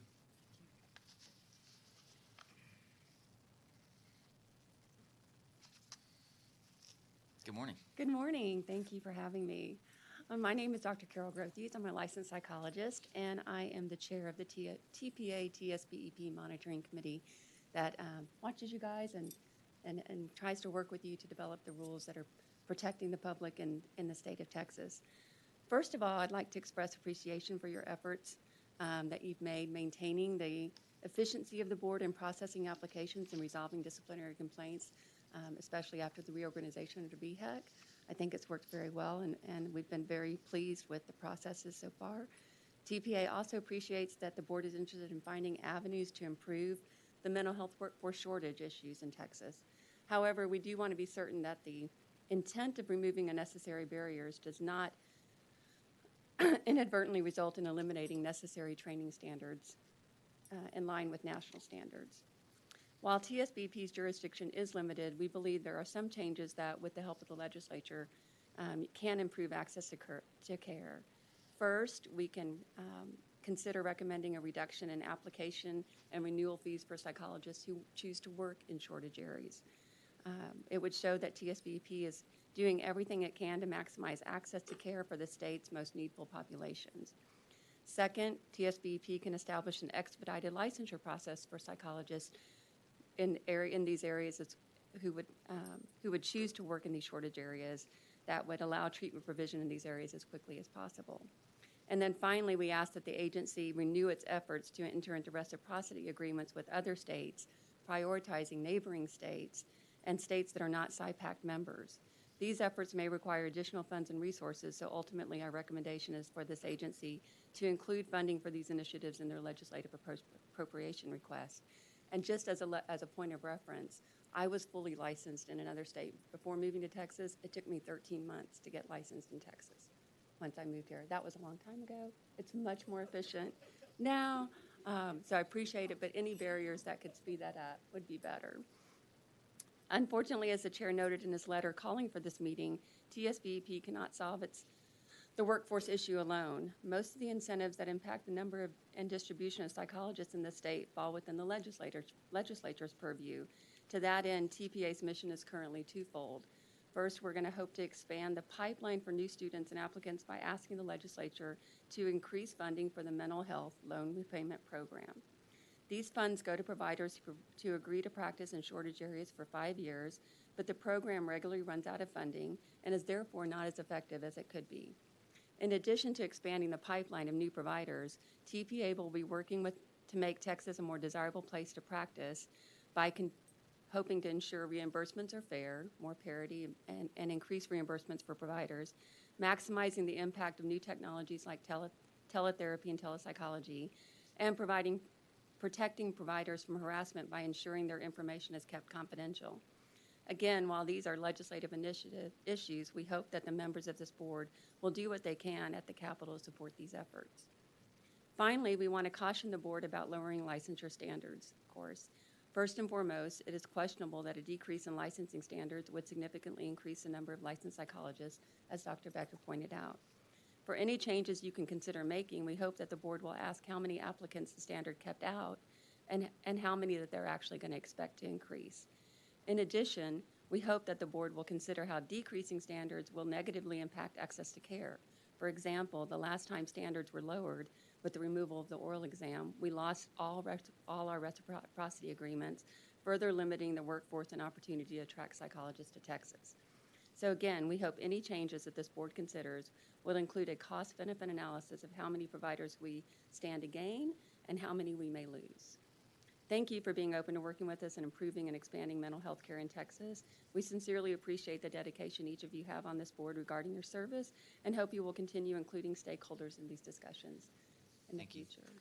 I had a question. Coming back to kind of the first suggestions you were talking about, you obviously didn't want things reduced below the national standard. Right. Reduction in fees for rural areas, expedited licensure for shortage areas, and reciprocity. Reciprocity I'll come back to, but in terms of reduction in fees, I get that.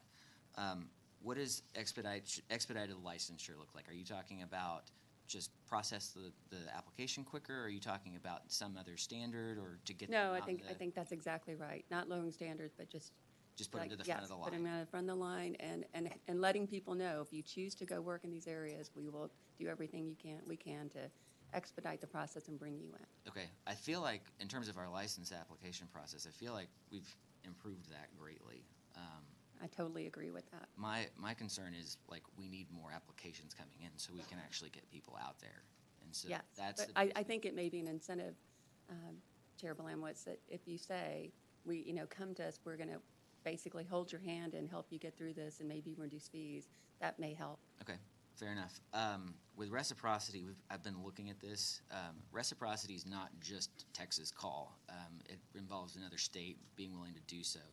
I don't have my notes in front of me on that. Daryl, can you help me out on this in terms of what are our hurdles right now with reciprocity with other states? The most, Dr. Groth, you said alluded to it, back when we had the oral exam, we had it was kind of a conglomerate reciprocity agreement through ASPPB, and there were probably 5 to 6 other jurisdictions in that agreement: Texas, Manitoba, Ontario.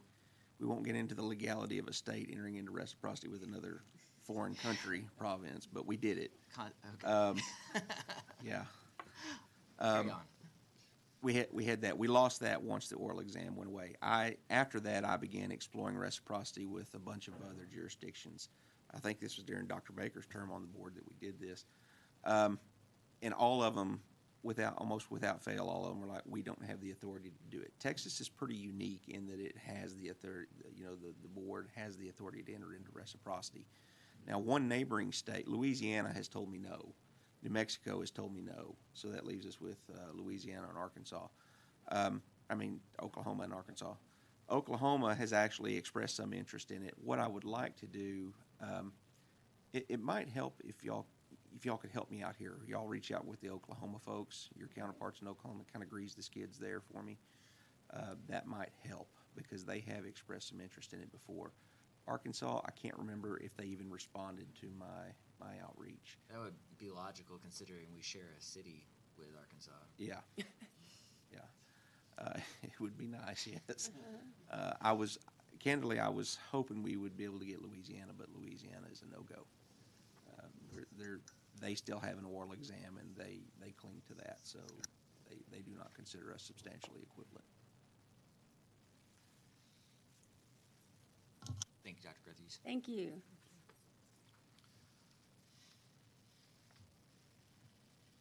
We've got, that's all the associations, correct? Yes. This feels like a good time for, we've been going for an hour and a half. I know we have more public comment here. We're going to go first with the associations. Judging from the stack of this, unless you guys are good to keep going. Good to keep going? Yeah. Okay, we'll keep going then.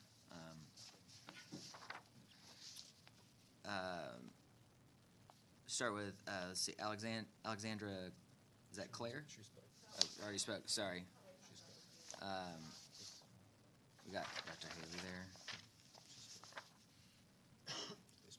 She spoke, okay.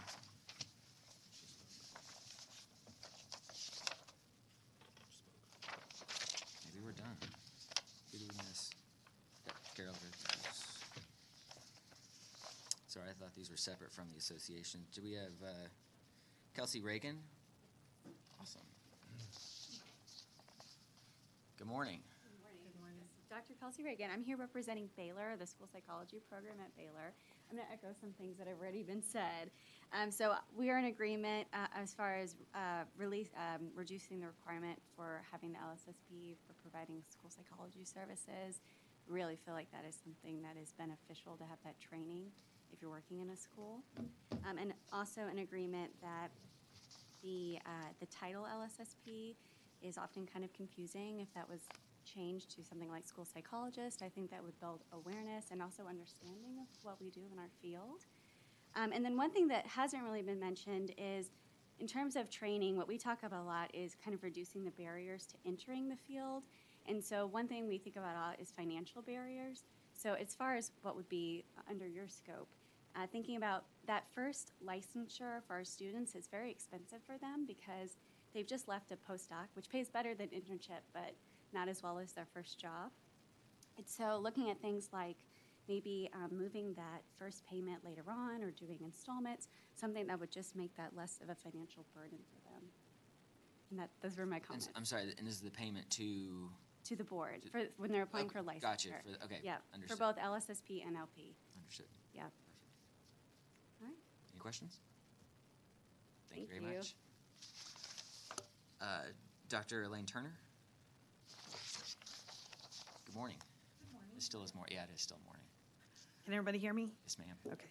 So I am probably the only person in this room that came here kind of my own volition. Appreciate that. I am an LSSP and an LP. I worked in a rural school district for 3 years. I had my LP during that time, but obviously I worked under my LSSP. I now work in clinical practice, and I teach at Stephen F. Austin in the school psychology department. Our department recently sort of started a new path, which was we created a post-bac program which provides double licensure for an LSSP and an LP. My only concerns with the changes is what you guys already addressed, which was not decreasing the rigor. So like not taking away the 90% on the pass rate for the jurisprudence and things like that. I don't particularly agree with that. Our biggest barrier is actually supervision. So we want to provide that double licensure, but schools, in rural schools especially, do not have 2 LPs on staff. So when we want to send our students to a place where they can get appropriate supervision as an LP and an LSSP, there's a barrier. This sends many of our students out to bigger cities or places like Utah, where we lost one and one stayed. So that's our main concern. We feel like we want to train psychologists to stay in rural school districts. That's one of our actual goals, is to have them come to the East Texas area and then have them stay. But that, I would say, is our biggest concern. I've had a couple conversations actually about how people will go into, high school graduate, goes out and gets trained, and they go back to they gravitate back to where they're from generally. Somebody from center of Dallas or Collin County or Austin, odds are they're not going to go practice in deep East Texas. They're going to go back to an urban area where they're from. So how do we get those kids from these rural areas? We actually recruit. A lot of our students are like teachers that have worked in rural areas, and they actually come because they want something more. Maybe they've got an undergraduate in psychology, and they're like, I really want to stay in the schools, but I really want to have some flexibility, so they want the LP as well. And so that's how we attract a lot of our students. We work with the Small and Rural Schools Network in East Texas, and there's such a shortage. They are just begging us, please send us students, please send us students. Well, I have trouble doing that because they don't have 2 LPs and they don't have the money to pay 2 LPs. So, so that's becoming a real problem. The schools are actually working with us as well. They're trying to develop programs where they provide incentives to their teachers or their upcoming students that if you go and try and obtain this degree, we will help pay your tuition if you come and work for the school for a certain amount of time. So we're trying all kinds of new creative solutions. I'm very aware of the need. In clinical practice, there's a waiting list, like a long waiting list. And we're having trouble recruiting even to come into the clinic. So has the ability to provide supervision via telehealth helped you at all? In some ways, yes. So like in the first, it's helped a little bit, but the trouble is finding the LPs to provide that supervision, and the LPs that are appropriately trained, because they have to have that time in the schools. Now, our clinic the clinic where I do clinical practice, actually, we have this dream of building this alliance with schools to provide mental health in the schools. But, that takes a lot of resources and a lot of times. There's only 2 of us LPs that are both LSSPs. And so, those are some real barriers to helping, cross that bridge to that. Are you finding the LPs and they just don't want to do it? Or are you just not finding? The LPs. Okay. We can't find the LPs. And I mean, our practice has more than LPs. There's 2 LPs, and then there's licensed clinical social workers and LPCs, and but yeah, it's very hard to find LPs that will come to a rural town. Nacogdoches is Nacogdoches County, right? Yes. Yes. So we have 9, I think we have 9 LPs there. And the ratio, hang on, look at that. Scrolled down too quick. That's a ratio of, it's close to like half of some of our urban areas in terms of, like you're 50% less staffed there for the population than some of our urban areas. There's a huge need. Those may be university. That's Stephen F. Austin is there. Yeah, okay, so Yeah, that may not Stephen even, F. May not Austin even be in University. yeah, that's gonna be private overstated, sector. then I didn't even think of that. Yeah. Yeah. So, but, I think there are creative ways to do it, just like we attract students too because we're post-bac. So students want to come in and then they want to have the chance at that double licensure. And I'm sorry, did you say you were SFA? Yes. And so, okay, so how That's many? not who I'm representing. No, I know, because- I'm yeah. curious, you probably know, how many LPs are working at Stephen F.? Oh, I don't know. I mean, for our department, there's only 3 of us. 3, okay. And we just hired a new training director. Okay. So there'll be 4 of us. Okay, so almost half of our licensees in Nacogdoches are in the university. Yeah. Yeah. Yeah. So, and all of us actually work in clinical practice as well, so. So y'all are spread thin. So. Yeah. I don't have anything else. Any other questions? Thank you for being Right. here. Thank you, guys.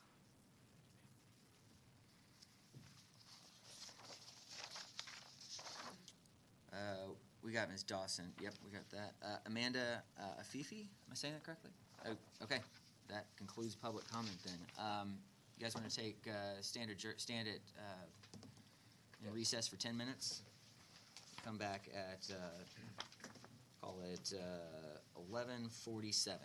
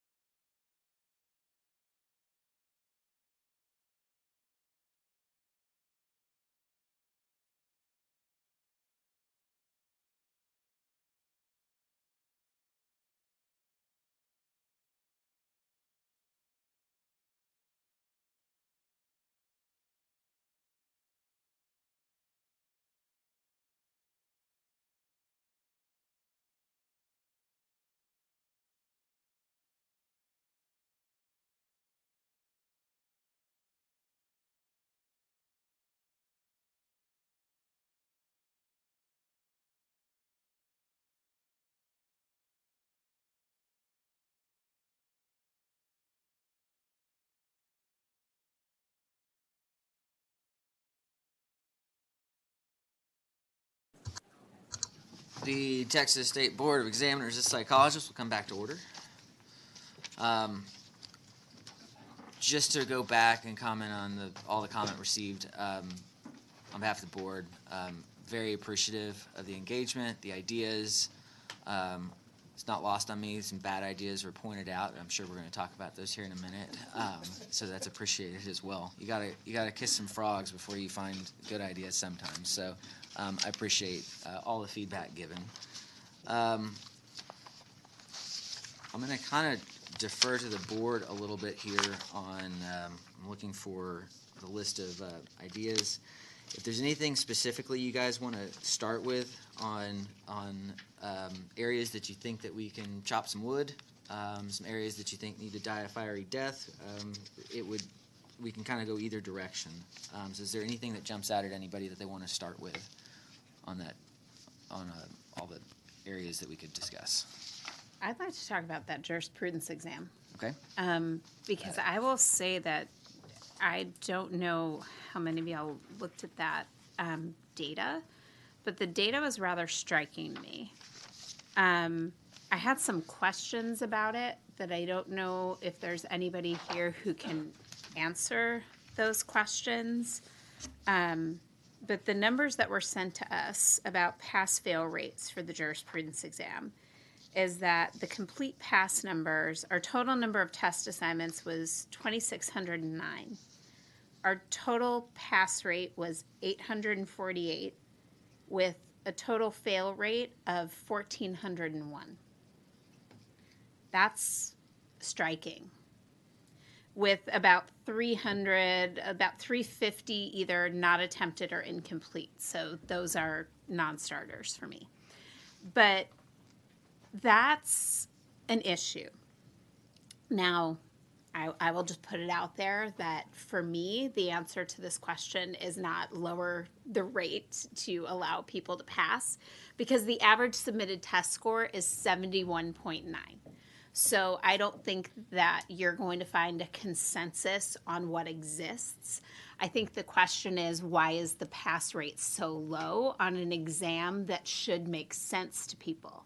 This is an exam that says, do you know the laws to practice in your state? The minimum standards of what you should know to legally, effectively, and safely, ethically, morally practice in state. You should be able to pass this exam at 90%. It's open book. Why is this not happening? To me, that's a function of the test and test taking, and not necessarily a function of our pass rate. So my question in part is, are these independent tests? Are these people retaking the test? How many of these are independent results? Or is this one person who took the test 10 times?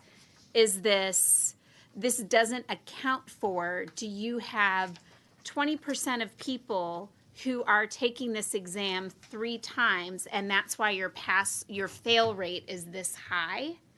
Do you understand? We have a statistical issue with what we're looking at if you have multiple tests here, because you're not accounting for single people who pass the test the first go, and you pull out your first try pass-fail rates versus everybody who has ever taken this test. So I don't know if the information that we're looking at is accurate.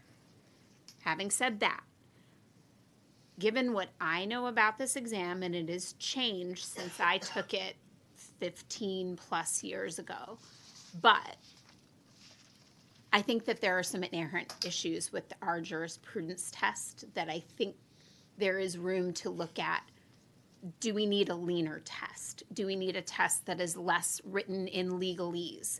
Can we make it more clear what we are testing and where to find that material? Back in the Stone Age, we used to send out a book, and we said, study this book of material, and here's where the material is. Now we say, this information is publicly available, go find it. So I'm not sure that people are finding it as easily as we give them credit for. This stuff is buried on other people's websites. And the Occupational Code of Texas bless our government, is not easy to navigate. So I don't know that people know where to look for things. I don't know that they're finding what they should be looking for. And I don't know that they know what to study. So if you don't know what's on the test, and our test is fraught with double negatives, and maybe we need some updates to the test construction, I think that to me is a better choice than lowering our standard by which we pass or how we pass it. And that there ends my 3-minute dissertation on the jurisprudence. I'm curious. I'm looking at our attorneys here because legal tests written in legalese sounds. Just to be clear, psychologists write those questions. The agency. We're there to kind of grade it to make sure that what they're writing is accurate.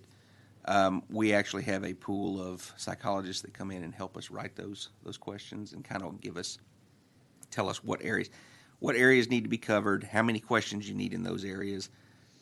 I tend to agree with Dr. Becker in that I think the test is probably longer than it needs to be. I think it's a much more involved exam than what it needs to be. But I think I agree. I think there's some room for improvement there, and I also agree. I don't think I would caution you all against relying on that data just right now at face value, because I know, for example, LSSPs tend to fail that exam at a much higher rate than everybody else, much higher rate. So until we can parse that out and figure out how many of those are 3- and 4-time failures, be careful relying on that data. We're going to have to get eStrategy to help us out on that. They're going to have to be able to break it down a little bit more for us before we can do anything with it. But one of the reasons kind of this topic is also on here is, what we've learned since we came into BHEC, the other boards take a very different approach on their jurisprudence exam. TSBP has always viewed the jurisprudence exam as kind of a vetting tool. It is there to vet you, to make sure that you understand what the legal requirements are for practicing in the state. If you're coming from California, you need to know we are not a tear-off state, that kind of thing. The other boards take a different approach. They have no-fail exams. They take the approach of, this is not a vetting tool, it is a educational tool. We are here to teach you what the law is in the state, not just use it as a way to pass-fail. And so in their questions, I think they actually have cites to the applicable rule or the governing law. Now, that kind of defeats the purpose of an exam, but it's a different approach to that. They view it very differently. And we had actually visited about this at TSBP. This has been 5, 6, maybe 7 years ago now. We'd actually kind of looked at this. Do we want to go shift our approach to that? And the board at that time did not want to. But when this meeting came up, and just knowing how many times we see like LSSPs, for example, come before us, we were like, this is probably something we need to talk about again. I remember at one time the board was considering developing a separate test for LSSPs. But then when the LSSPs got the practice in the private school settings where IDEA does not control and our rules govern, the requirement for that separate test went away, because we were like, you're going to have to know our rules if you go to a private school and practice there. So that's why we don't have a separate test for LSSPs now, is because of that change. Any other thoughts? Okay, good thoughts. And I don't know where we go from here with that. Diane and I will work with the exam vendor, see if we can get y'all some better data on that. That'd be awesome. I think that's where we got to go next. Anything else on applicable to all license types that we would like to talk about? We want to tackle anything on LPs in terms of potential statutory changes? Again, this is not something that we can do because this is the legislature's prerogative. Mr. Chair, back up on the all issue. Yes, sir. I guess I would kind of like to take the board's temperature. What do y'all think about the idea? Before I just Diane and I really start pushing on it with ASPPB, are y'all okay with the concept of shifting the exam approval process to ASPPB rather than coming through us first? I don't know if other people are more versed in this than I am, But I think that's how every state does it. Correct. Yes. We everyone. don't? No, every state. Every state, you have to apply to a state in order to be able to take the EPPP. So that goes through any state. It's not just Texas. Right. The exam requires that you be in the process of licensure with the state prior to being able to take the examination. Correct. So I mean, ASPPB would have to change what they're doing before we could. Correct, but we're a member of that organization. And, I mean, I have already broached the subject with them, and they have been not so much hesitant to change it. I think they're afraid of the increased workload. It will shift over to them. But, I mean, I got to tell you, after watching the other boards, ASWB, the NCE exam for the counselors, and then AMFTRB, which we've recently switched this way, the way they do it is a far better way than the way we're doing it. This way we do it is a terribly inefficient way. It's terribly inefficient, and it really slows things down. I can't see a negative to it. I cannot find a negative to shifting over. I've heard the arguments of, well, it's important for the states to maintain control over it so they can ensure the validity of the exam. And I'm like, ASPPB is not going to compromise the validity of their exam. I'm not worried about that. To me, that's a non-starter argument. If anybody makes that, they're not going to do anything to undercut the validity of their own exam. That's their moneymaker.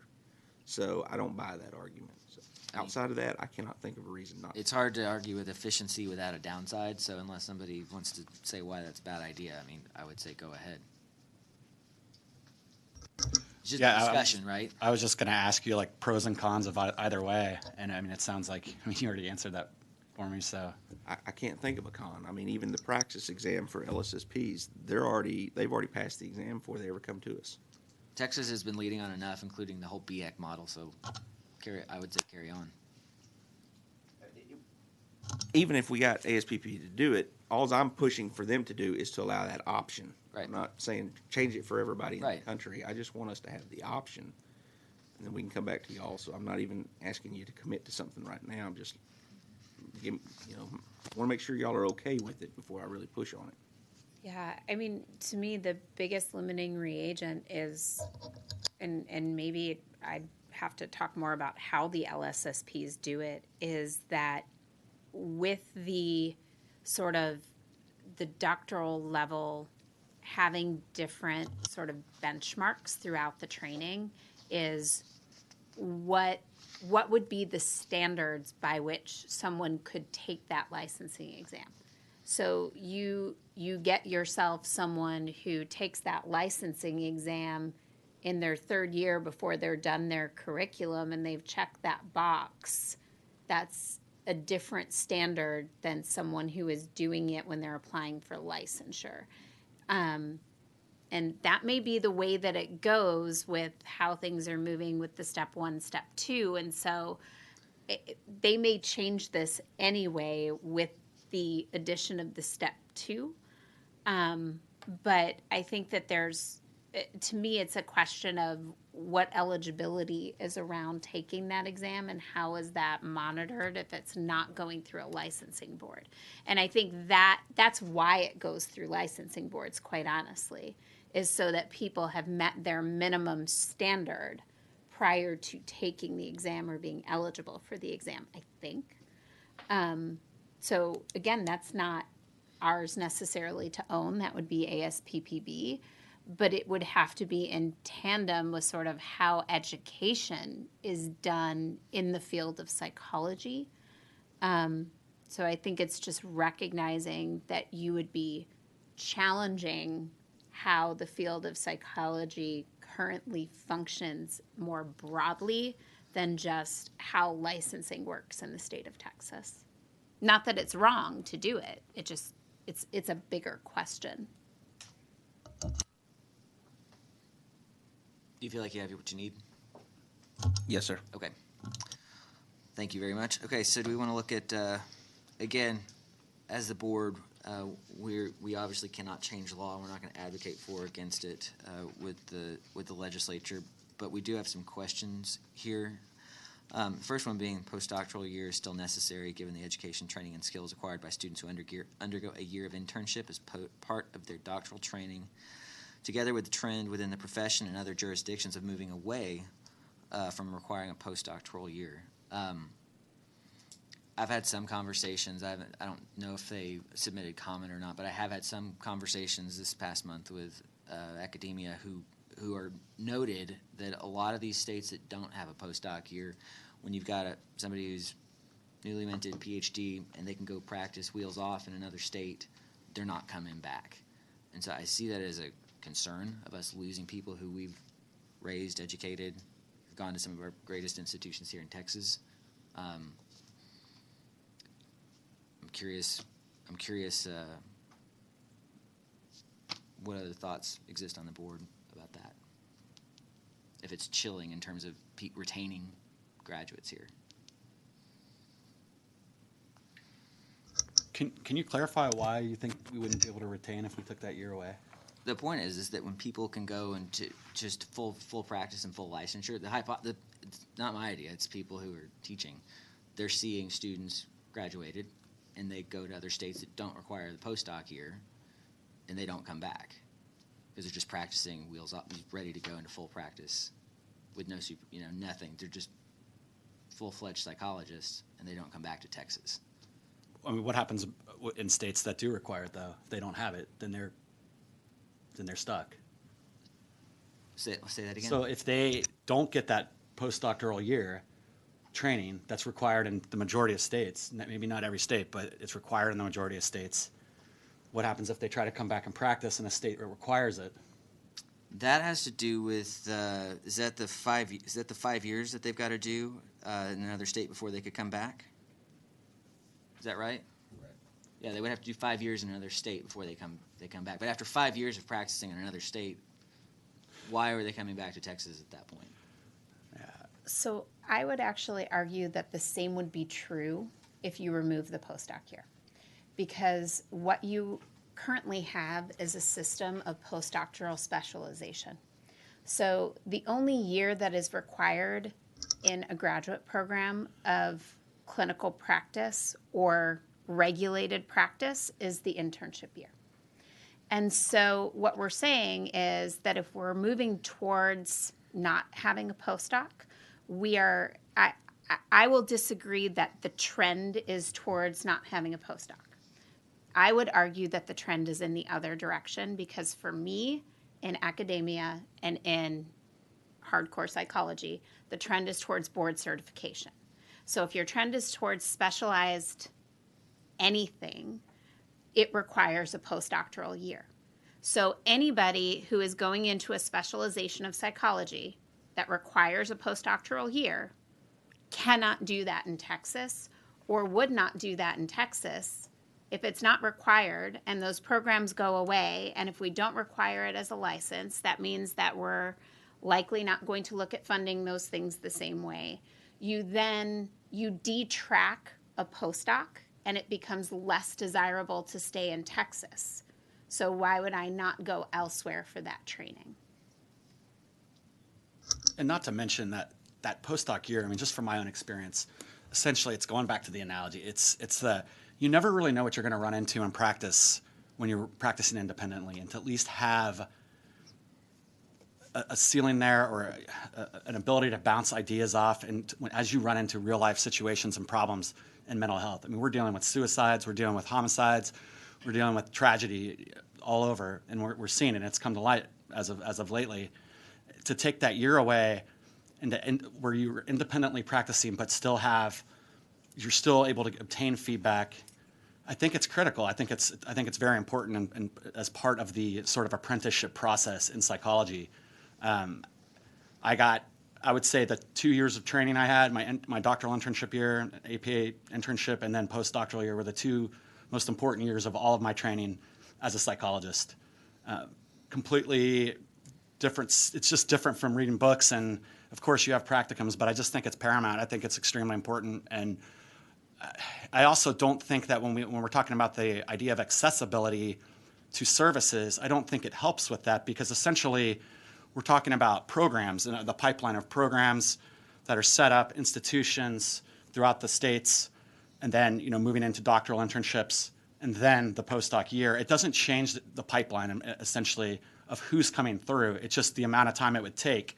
The same folks are coming through. So I don't, from an accessibility point, I just don't think it really makes a ton of sense to me in terms of, I don't think it changes anything to that point. I think you make a great point that it doesn't change anything with the pipeline. What I'm talking about is at the end of the pipeline, they're not staying in Texas, is what I'm hearing. And when I'm looking at data of what states do and don't require the postdoc here in terms of results, Mental Health America did a study and looked at Massachusetts was number one. They don't require a postdoc. And so I'm trying to find the correlation to why this is the thing that is so important when I'm hearing we're losing people because of it. That's my question. I don't have the answer to it. I guess I'd like to see the data on that, though, because I haven't really ever seen anything with my own eyes that says that they're leaving, but I haven't seen anything with my own eyes that have said they're coming either. So, it's one of those, without the data, I don't want to just kind of guess at it, that's the case. That's fair. Because it might make sense to me. I would want to actually see data to know that before making a call in that direction. And is this a correlation we're talking about? How do we know these are directly related, linked in terms of, one causing the other? I don't. So I don't. And the thing is, it's anecdotal in conversations that we've had over the past month that I am here. It is the opinion of some that they are seeing their students graduate and not come back to Texas because they can go into full wheels off practice in other states. And that's my concern. It's like, we're working so hard here to, in terms of the funding that goes into our universities, like we're trying to keep them here. And then this is one thing that seems to have a chilling effect anecdotally from conversations that happens. That's why I'm asking the question. I'll be short. Yeah, so anecdotally, I don't know if we can feel comfortable. I'm not a licensed psychologist, but like anecdotally, I wouldn't feel comfortable, making changes based on anecdotal evidence, especially without the data. I think it's too, it's not like it's correlational at best, and definitely not, cause and effect. Fair enough. And one other thing about the postdoctoral year, typically a psychologist will become provisional in that year, and then they work to obtain their final licensure. I know essentially, I own a company, and I pay my postdocs good money to be postdocs because actually they're already they can already start in a lot of cases enrollment with certain insurances and things like that. So a lot of them are fine with the wait year, knowing that they're getting there and that they're getting the training they need. Just kind of my take on it. I would also argue that the postdoctoral year is recognized in psychology. Medicaid and Medicare both reimburse those. Yeah. It's at a slightly lower rate than a fully licensed psychologist, but you can delegate billing for those things in Texas. So, I think we have to kind of consider that this is recognized as part of the training. And again, I want to understand why we would look at pulling off a year. We've already gotten rid of the oral exam, which some would argue was an eyes-on sort of screening. And now we're saying that we would look at that last year of sort of eyes-on supervision before allowing people to go out to the public. So I just want to go with that lens of what would this actually do? You raise a point that, if I can follow with a question, you're talking about Medicare reimbursement. So if I graduate in Texas, I'm going to do a postdoc here and reimburse at a lower rate. What's stopping me from going to Arizona that doesn't require a postdoc and bill at full bore rates? You would still be billing underneath your whoever's supervising you, the LP that's supervising you. Essentially, the billing would most likely be going through that. If there's no postdoc, there's no supervision. Your wheels Right. off in Arizona. So what I'm asking is, what stops me from going to another state that doesn't require it, that I'm ready to go into full bore, and can I not then reimburse at full bore rates? Okay. Whereas if I stayed in Texas, I'm reimbursing at a lower rate. I hear you. And I think but again, I think we're going to go back to asking the question that you're trying to solve versus the unintentional consequence of what you're opening up the door to. So if the question is this a pathway to get more mental health providers into our state? In the short term, maybe for a minute, okay? You're not changing the upline number of people in graduate schools. So essentially, you'd open the door for 1 year, okay? You'd have a flood of people, whatever that 100 people is that apply for licensure in 1 year. And then the number coming through graduate school is exactly the same as it is the following year. So you've had a one-time boop of people, and then you've done absolutely nothing other than take the reins off of a professional standard. So did you do anything to service the people of Texas by doing that? Possibly. You're saying what do they get out of that year? And if it's about reimbursement or it's about kind of getting people to practice, you're still going back to the question, are those the individuals that are going to set up a shingle in rural Texas? And would they stay in practice? My answer to that question remains the same that it was at the beginning of today. If you can't pay for services, if you don't have the infrastructure, if you don't have the patients, if you don't have the organizations, it doesn't matter whether it's Medicaid, Medicare, or private pay. You don't have the ability to support anyone in these communities the way we are currently set up. That's not about a licensure standard. So I think I hear the argument that was made over here far more about educationally getting the supervision piece worked out than I do taking the reins off the structure that's there, because you haven't solved either problem that exists where you're trying to fix the problem. Does that?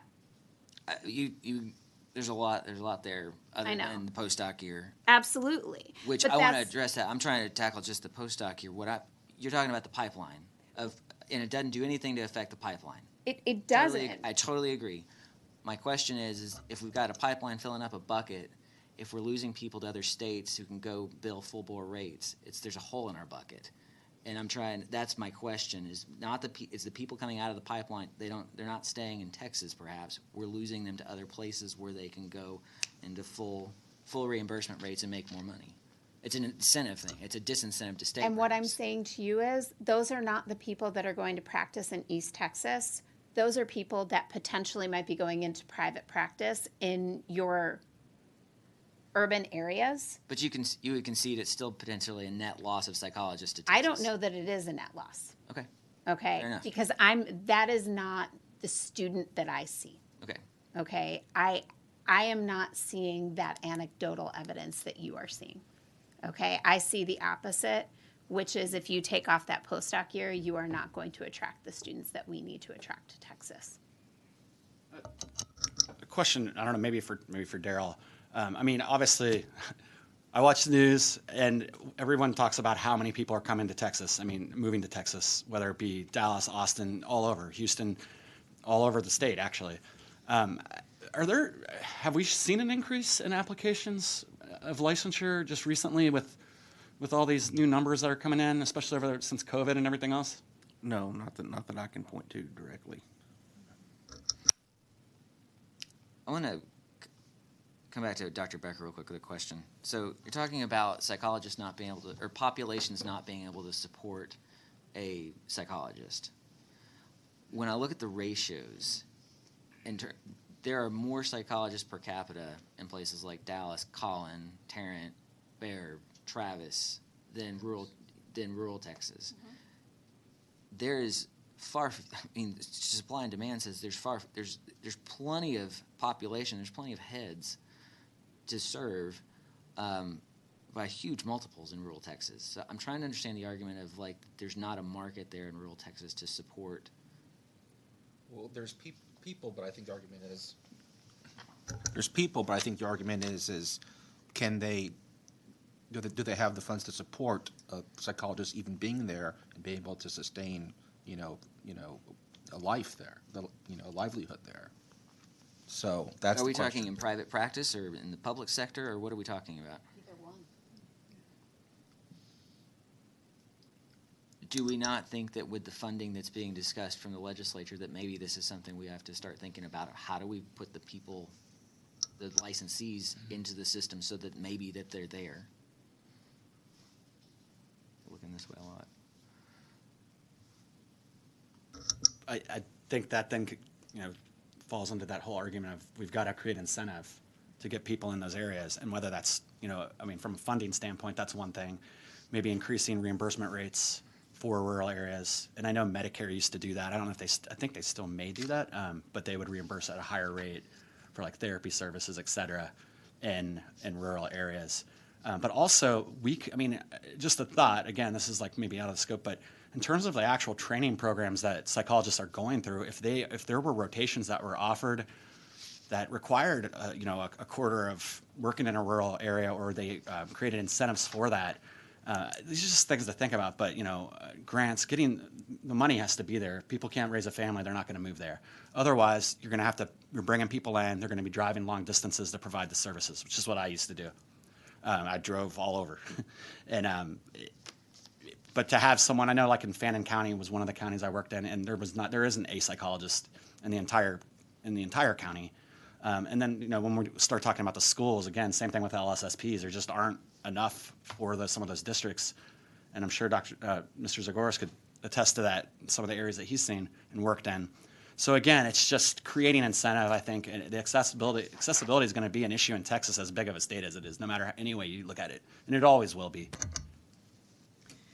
Yeah, I think you need to look at demographics in those rural areas. I think there's certain things that are distinctive about those areas in terms of the populations that you serve. You serve populations that perhaps have issues in terms of accessibility to insurance, to coverage of some kind, whether that be some sort of Medicaid or anything like that, and it also private sector insurance.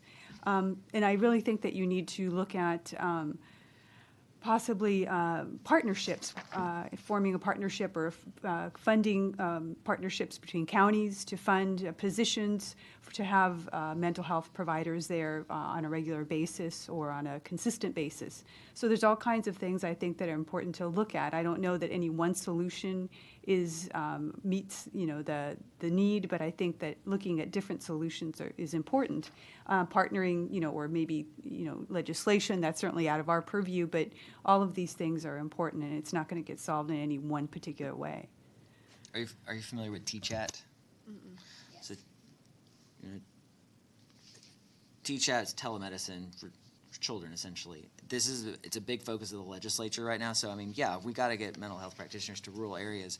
They are making allowances for the lack of rural broadband by making sure that there's access to, schools or libraries where they can do this. This is where I'm getting into. We're talking about how do we get people to go back to rural Texas. Yes, that's important. But if we can still put a net positive through stuff like T-Chat, they don't necessarily have to actually physically be there, but we still need the head count. I was listening to Senator Perry the other day. He put his school districts on notice that they better be getting on this program. So, here, newsflash for us, this is expanding. The demand for mental health professionals is expanding. It's a shortage today. It's expanding in the future. I'm looking for every little hole in the bucket where we can retain people. So it doesn't sound like there's any consensus here around this item, but. No, and we can move on. I think, T-Chat, CPAN, those are great examples of, thinking outside the box and taking what you have and growing it and really trying to think about your delivery system of what is.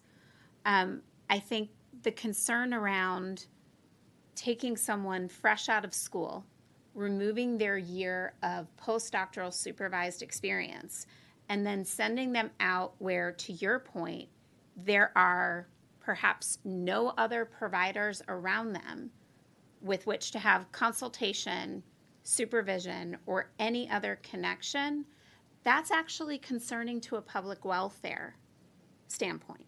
That is the point of a postdoctoral year, is to work out those kinks and to understand the limitations and the scope of your competency.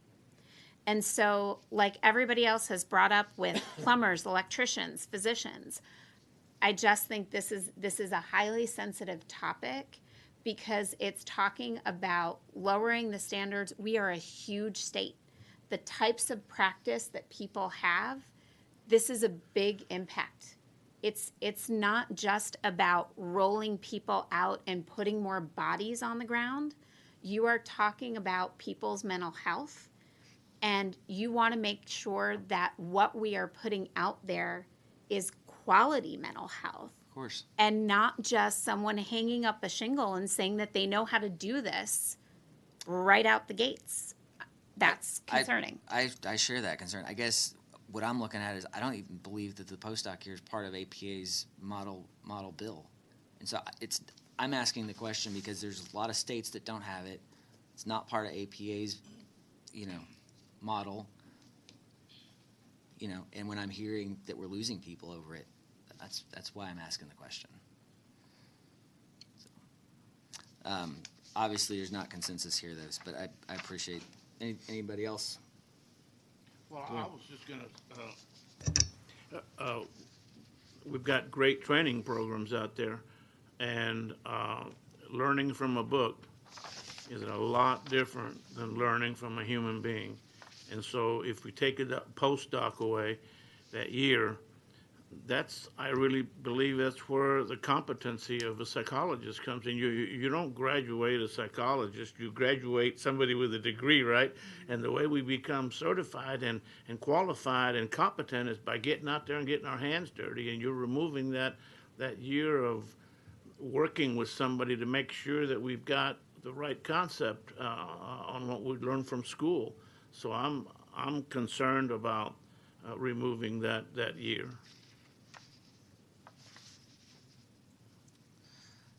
Does anybody else want to tackle any other statutory changes there? How about rule changes?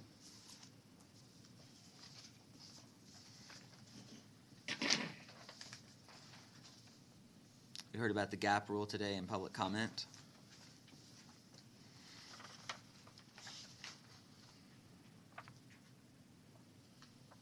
I think that's worth talking about. So, maybe we just look at the rule as it is now and discuss it.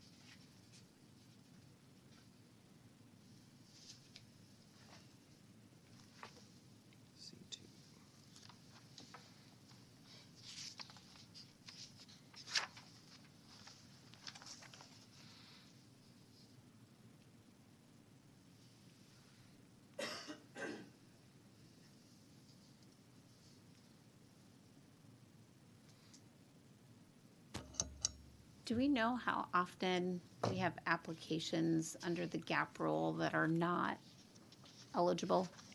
I'm thinking the same thing. Y'all never denied anybody under the gap rule. Never once. How often? It's Does rare. that doesn't come before us very often. It's rare that it ever comes up. But when it has come up, y'all have never once denied anybody. I guess if that's the case, it seems like it seems like that is something we could streamline. Whether or not that's creating a whole lot of drag, it's probably not creating much drag right now. But if we can streamline it and remove the snag point, it doesn't seem like a. My point is, it seems like the exception always swallows the rule. So I'm like, why do we have the rule? Yeah. That seems like an easy one. Yeah, I was going to ask for a scenario where it it would apply and where it would be denied. We see it most often. Stay-at-home moms. Somebody drops out to either take care of the kiddos, or they got a sick or ailing parent or grandparent or something.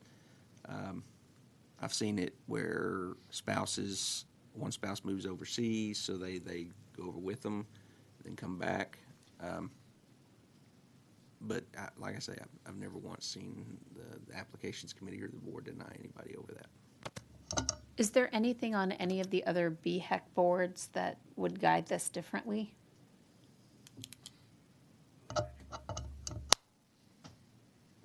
I don't think so. There are some gap stuff they have, but a lot of them is they won't count the passage of an exam for a certain period of time, and a lot of times they'll say it's only good for, I think it's 5 years for LPC, 2 years for social work, so they'll make them retest, things like that. Whereas with the EPPP, once you pass it, we don't make you retest. The other boards have actually either have nothing like this or they're doing away with it. Social work currently has a rule that says you can only use experience 5 years preceding the date of application, but they're getting rid of that. They've proposed to eliminate that. LPC and MFT, you can use your supervised experience regardless of how far back in time it was. So it sounds like, Daryl, from the comment you made, it makes sense to remove it if it's a rule that the exception swallows the rule anyway, and if none of the other BHEC boards are really doing the same thing. I think the only one might be MFT, might have something. I can't remember off the top of my head. That's the only one that comes to mind that might have something like that about. They may not. I don't remember. Well, I'm just thinking too, in a vacuum, if we're just looking at what we've done historically, if this is one of those things that comes up rarely and we provide exception to that basically every time. I've been on the board 4 years and I don't ever remember. I remember very rare instances where that's come up, and I mean, yeah, I've never denied something like that. So Most of the time, I think it gets handled either at my level or at the apps committee level. I'm trying to think when the last time we had one that made it to the full board. It would have been way back, 2012, 2013, something like that is the last time I remember. The last one I remember going to the board was a lady, her husband worked for ExxonMobil and got transferred to Morocco, and she went with him, and that created a major gap in her supervised experience. The time the gap rule kicked in, that was the last one that I can recall ever going to the full board. The rest of them, we've looked at it, and I mean, it's been pretty self-evident. We're like, okay, yeah, that's, you raised your kids, or you had a sick parent, and you've done what you've done all these other things. You've been re-engaged in your postdoc, whatever they'd taken some steps, and we were like, that's fine, that's good cause, you're good to go. So it's just, I've just never seen it operate to actually keep anybody out. Yeah, I mean, if you read Part A on it anyway, unless a waiver is granted by the council, an application for a psychologist license will be denied if a gap of more than 7 years. I mean, it's already kind of set up to remediate itself. Yeah. Sounds like we should see something like that, maybe to talk about at the next meeting with something proposed. I'll come back to that first bullet point real quick. What I'm wrestling with and trying to understand, we've got 3,500 hours for new LP licensure in Texas, and we require 3,000 from out of state. Why is it higher in Texas? Okay, here's a history. Y'all are going to need a history lesson on this. Please. Once upon a time, we used to, the statute says you have to have 2 years of supervised experience. One must be in the postdoctoral year, and the other one can be an internship, or y'all could do 2 years postdoc if you wanted to. But anyway, we learned some time back that it was just much easier to calculate your supervised experience in terms of hours than it is years, because people take vacation, they get sick, what have you, and we would have people who were a little too honest in the application. They would go, well, I didn't do a full year. I only did 48 weeks. And I'm like, I wish you hadn't told me about your 2 weeks of vacation, because now you don't get in. And so the board was like, yeah, that's totally not acceptable the way we're doing it. So they shifted over to the hours. And the way we got to 3,500 is we treated a 35-hour work week as a full-time work week. So we just calculated 35 hours times 50 weeks a year. That gives you 1,750 hours. 1,750 for internship, 1,750 for postdoc. That's how you get your 3,500. Now, the 3,000 hours, that's a product of Sunset Review back in 2000, 2001, I think, somewhere's right in there. The Sunset Commission had given us a management action. They said, y'all have got to figure out a way to get these people who are licensed in another state licensed in Texas much more quickly, because you're running them through the ringer needlessly here. And so the board developed this 3,000 hours. If you can attest that you've had 3,000 hours of supervised experience and you're licensed in good standing in another jurisdiction, we automatically credit you for the supervised experience here in Texas. So that's why we have the 3,000 hours. We talked about the fact that the 3,500 and the 3,000 wouldn't correlate back when we changed over, and kind of the line of thinking, if I'm remembering, is the folks that are coming in from out of state, chances are they will have already they've had several years of practice under their belt. We're not worried about them. Whereas the folks that are coming in here, they're new. They're still wet behind the ears. So that's why they were comfortable with setting a higher standard for our folks coming in here. Yeah. That's the history lesson. And I guess all the training programs in Texas would be already comporting with the 3,500, so. Most, you'll see a lot of internships pump out with 2,000 hours of supervised experience in the internship. There are a lot of states that require 2,000 hours.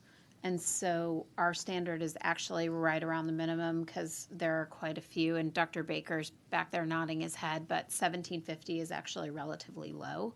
The majority of states are either 1,800 or 2,000. So we are actually on the low end of that requirement for internship. Yep. That makes sense. It requires some explanation, but that makes sense. You have to explain that to people because they're like, why are we holding our folks to a higher standard than somebody else coming in? Yeah, on its face, you understand why I'm asking the question, but yeah. And I'll cap on to that. When we wrote the remediation rule, we were looking at the minimum standard of practice at which we would look at remediation. Right? So if we said 3,500, what the heck do you need remediation for? Right. Okay, so we had to give ourselves some room to offer remediation. Right. That was why we went with the 3,000 hour as our guide point in writing the rule around remediation. Right. So there's a point to there being a difference there. Yeah, I see that. Thank you.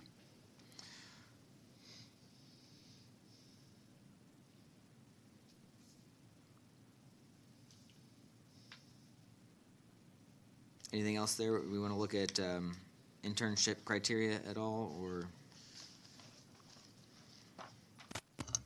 Internship criteria would be at the doctoral level, which wouldn't be at the purview of this board. What do you mean? I don't understand. So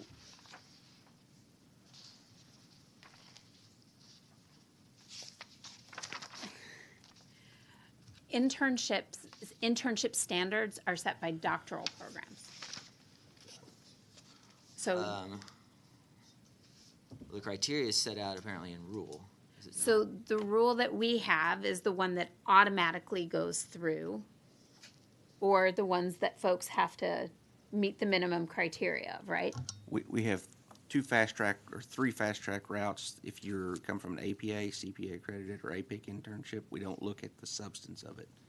If you don't come from one of those internships, then you have to meet your internship must have met these criteria that we have set out in rule. And okay, so where does it say the rule that you're talking about APA accredited? Is that in the rule or statute? It's in rule. And where is that? It's on page 92 of your rule book. Thank you. And your doctoral internship is actually part of your program.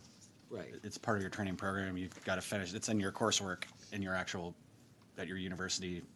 So this goes back to the comment about PC SAS, though, does it not? Is this where that would go? Yes, PC SAS, yes.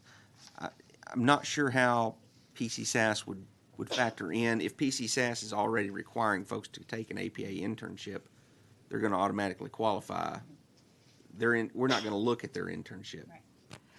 That was why I was asking if PC SAS had any side-by-side of what their requirements were, because if PC SAS is going to meet those same requirements, then it's going to be a really easy thing to sort of fold that accreditation piece into this question, because they're going to meet those standard requirements. When you start talking about like looking at different internship requirements, what I'm saying is that the accredited doctoral programs set the internship. Right. The internship is within the doctoral level. Right. It's not like an MD where you get your MD and then your residency is actually postdoctoral. the internship is pre-doctoral. So in order to get the degree, it is within the scope of the educational program. You go and work somewhere else, but you are still a registered student in your educational program. Right. I misspoke. It's on page 94, the APA, CPA stuff. Formal internship I requirements? do make mistakes, Ashley, from time to time. I'll Well, on turn my mic 92, off. it talks about the same things you were talking about already, so, anyway, okay.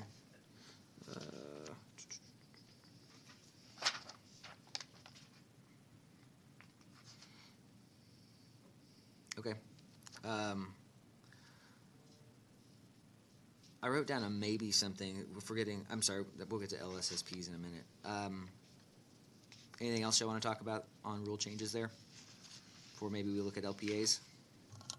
Are y'all okay with the practicum requirements for carrying forward practicum hours? Because that is something that's within y'all's purview to set. Do you mean practicum hours or do you mean internship hours? Practicum. That was what the Sunset Commission wanted us to do. They wanted us to create a mechanism whereby people could count.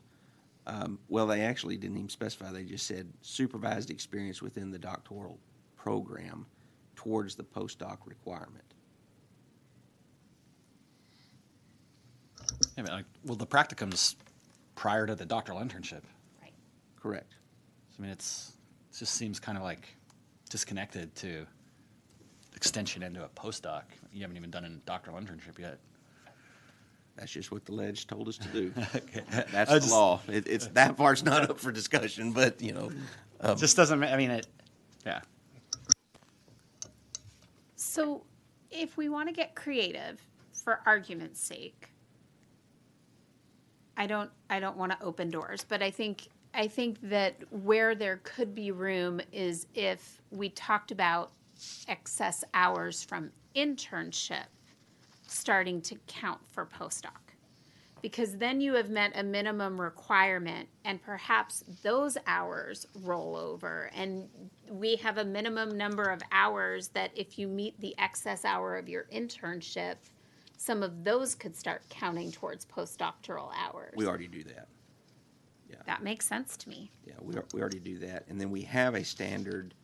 The rule actually sets out a standard for what you have to meet in order to have practicum hours count towards your postdoc as well. And I guess my question is are the rules we have governing the use of practicum hours, do they need to be looked at? Is there something similar for the LPA, for the practicum, and then the 3,000 hours? No, there's nothing similar. Just wondering. Because how this came up with during Sunset was you had a lot of individuals complaining about we do 2,000 hours on the internship, we do all these other hundreds or thousands of hours in practicum hours, and they're like, we don't get to count any of that towards the postdoc. So, well, I know, but they carried the day in that argument. And so the ledge has said, okay, board, you've got to develop some kind of a mechanism whereby the hours accrued during the doctoral training program, excess hours accrued, can be used to satisfy the postdoctoral requirement. There is a similarity with LPCs, right? When I looked into becoming an LPC, like if you go over your practicum hours can be used for the internship hours for LPC. I know it's somewhat apples and oranges, but there is that too, right? I'm not real sure, Mr. Adler, on that one. I don't have any reason to doubt you. I don't know. I mean, one idea is, and this is just an idea, but, and I have no idea if this is even possible, but I mean, if that was to be considered, if practicum hours were spent in a underserved or rural location, then potentially they could be applied. Could be an idea of how we do actually get people in, additional help in those areas. Just a thought since we're on that topic today. But What about supervisors in that area if we do practicums? Sorry. Yeah, I mean, But, so, hang on, will you say that again for me? Dr. Cartwright? it's just the idea of, I mean, again, just bringing up topics. I mean, we're talking about the accessibility issue in the rural population with this whole idea. Obviously, I mean, a practicum's way before a postdoc, so I don't really know how it applies to a postdoc, but if somehow if training that occurs in those underserved areas would benefit in other ways down the road, essentially. Are we counting it differently if it's going for an underserved area? Is that what you're saying? Yes. Well, that's, I mean, I'm not saying I'm 100, I'm just bringing an idea out to talk about, but. Right, no, I think it's a fair idea. I'm just, again, trying Basically, to yes. anticipate where rocks are going to get thrown from. How does that, I mean, in terms of lowering standards, how does that not, if we're counting credit, we're not counting elsewhere, how is that not lowering a standard for rural Texas in that case? I actually agree with Mr. Belemos. I know, don't fall out of your chair, John. I agree with you. And I'm not by any means purporting. But actually, I think you're onto something, Right. which is I wonder if there isn't room to actually subsidize the supervisors in rural areas. And maybe the low-hanging fruit is to offer some subsidy like a break on licensure fees or something else that we can provide to folks who demonstrate that they are supervising a student or a trainee in those areas.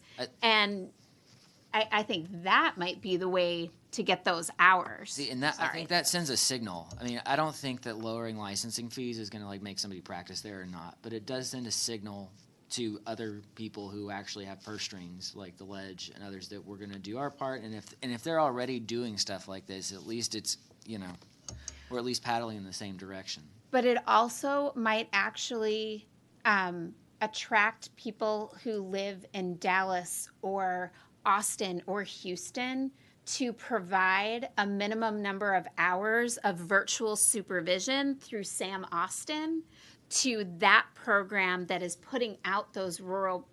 You can get the students, but you can't get the supervisors. So what I'm saying is if we provide the means by which to get them the supervisors, Right.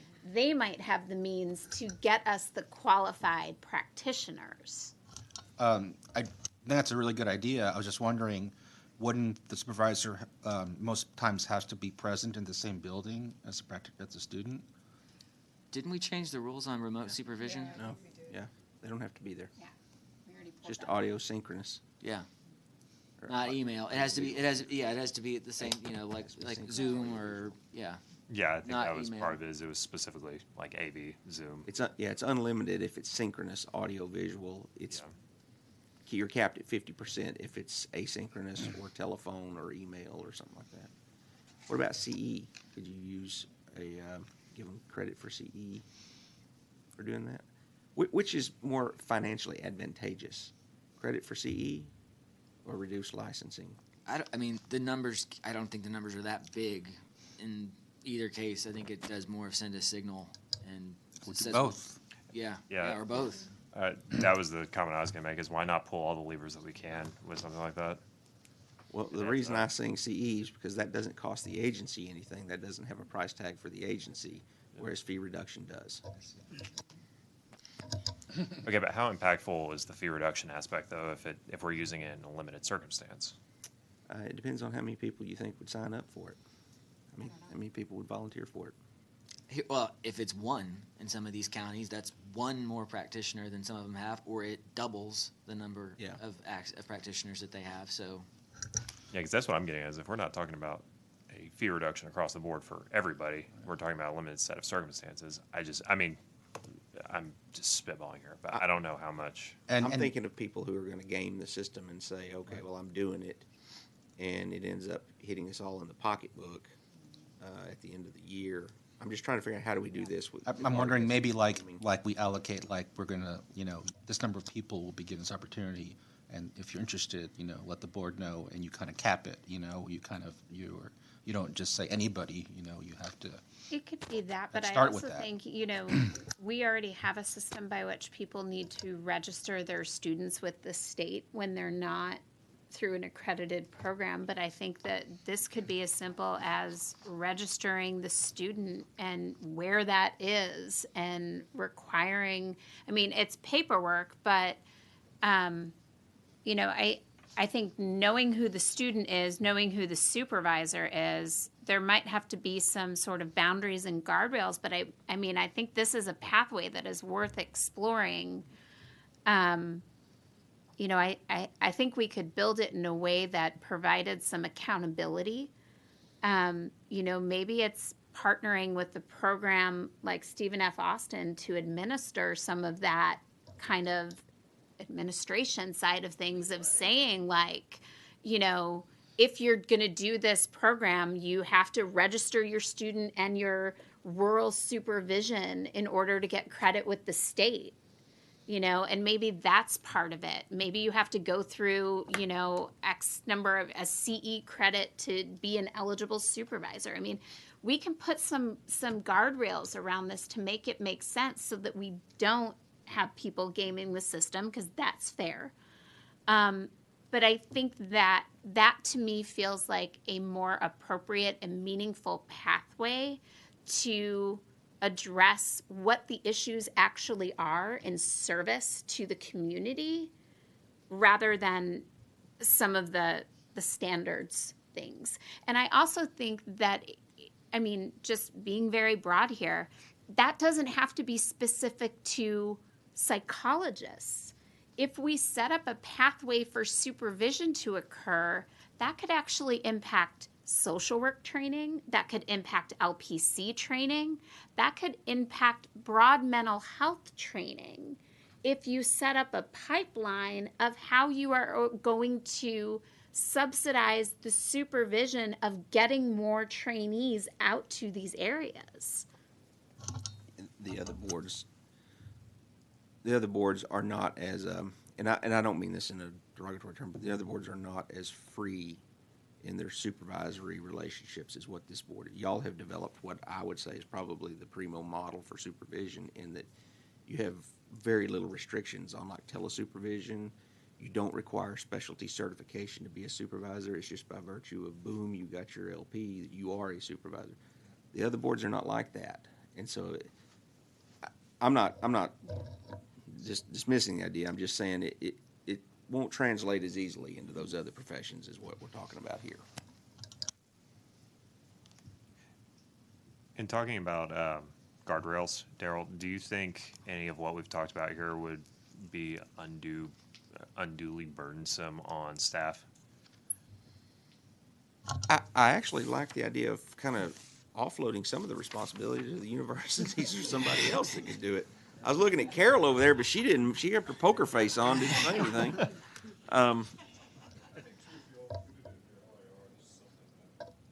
Hang on, if we're having a conversation, everyone at home's got to hear, so we can call you up if you want.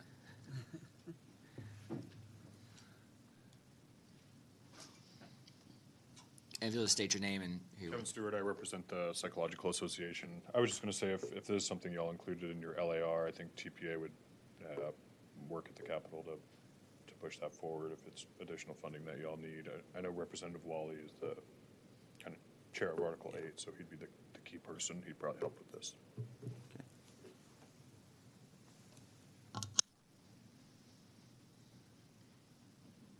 We're chopping some wood. This is good. Yeah. What else y'all got on rule changes there before we get on to LPAs? Hearing none, y'all want to talk about, is there anything there we'd want to talk about here?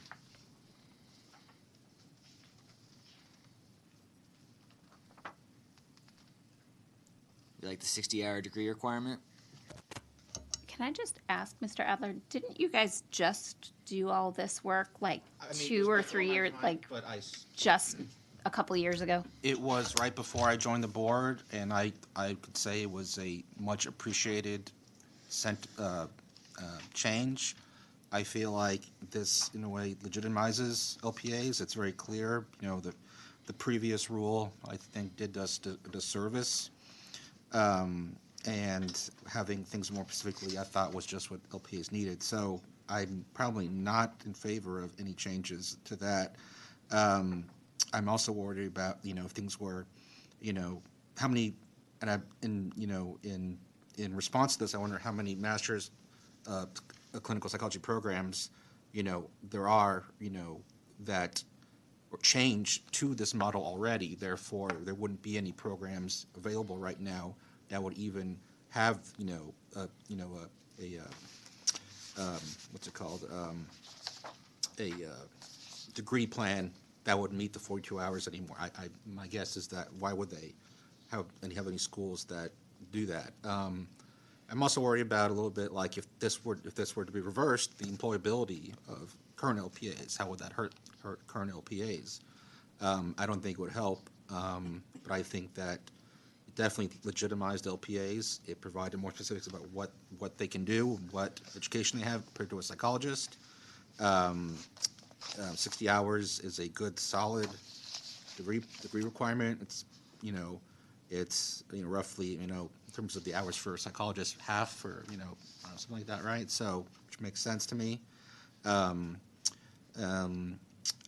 didn't have to do 3,000 hours of postgraduate supervised experience because I was grandfathered in. Thank God for that. But, so I don't know about that because I didn't go through with that, the 3,000 hours. But those are my feelings about it. I think it's a positive to have it this way. I'm curious what, in some of my conversations over the past month about LPAs, most of the programs are not geared towards LPAs. They're geared towards LPs. And LPCs. Yeah, exactly. No, psychologists. I'm talking about the psychological. The psychology track it tends to be a doctoral track. This is from Statewide Health Coordinating Council. I mean, the ratio of LPAs to the population, it's going the complete wrong direction. Total LPAs are going down. Like, why are we hemorrhaging LPAs at the rate we are? What do you mean hemorrhaging LPAs? They're not. We're the total LPAs. If total LPAs, Yeah. that I don't know if everyone sees that number's going down. Like, so. I don't know why there aren't more people. My sense is that LP, because a lot of master's programs, it's either LPA or LPC. Some are both. The program I went to, you could be both. Where did you go? UH Clear Lake. Okay. And which is, I think, one of the best programs in the state for master's in clinical psychology. So I don't know how many programs, there are that say they are LPA, make sure LPA eligible, and some just say LPC and don't meet the LPA requirement. Because I think for the practicum for LPA, it's 450 hours. Is that right? The practicum for LPA. 6 semester credit hours. Well, it's also like an internship for an LPA. No, that's practice. I know. So, but there is a 450 hour. That was under the old standard. Okay. Used to have the 450 under the previous rule. Okay. But under the current rule, there's a 6 semester. Okay, so it changed to just like coursework hours. Okay. Then my comparison doesn't matter. I was just going to say because LPCs had, I think, only to do 350 for practicum, and that was less. So, so I don't know the answer to that, John. I wish there was more because but frankly, I think people just prefer LPCs are more employable. They're just hired more. LPAs still after all this time. There's been positive changes, but I just don't think there's been a substantial amount of increased employment opportunities for LPAs, which I think this was supposed to help. And I don't think it's hurt it, but I just don't think, employers, psychologists, private practices, are putting a lot of positions out there, or even LPAs having more practice. I don't know. I haven't heard of any LPA with independent practice opening up their own practice because it would have to be private pay anyway. Right. So, I don't know. Okay. I wish there were more. Fair enough. Mr. Adler, is LPA a national No, it's degree, in or other, is it a Texas degree? in other, Daryl knows this too, but in other states, there's licensed psychological examiner, they're different titles. It's not, and that's why we're not part of PsyPAC, because it's not like a licensed psychologist is the same in every state.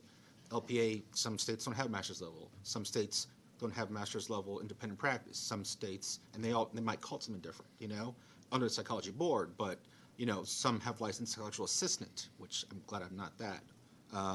Like I said, licensed psychological examiner, that's in other states. So it's not as universal as a license throughout the country. So most states have the position, but they call it something different? It could be, and they don't have independent practice. I don't know. I mean, Daryl, how many states have an independent practice now for master's level? I mean, it's not many. I don't know, to be honest with you. It's not. I don't know if anybody followed suit with us. I mean, but, so it's, every state is different, I would say. I also kind of feel like a lot of folks just don't like know about it, and I think that's a big part of it. Like I'm not, you're going into a master's clinical program. You're thinking I'm either going to go on, to be a psychologist or maybe go the LPC direction or even LC. Right. I think they just don't even know that it exists until they get to a juncture in their training where they know it's an option. Right. And so I think that's part of it as well. A lot of positions out there for LPAs are basically like for testing, for psychometricians or, people who just do testing. I mean, I worked for private practice before my current job, like that. I was able to do therapy and testing, but I think, I don't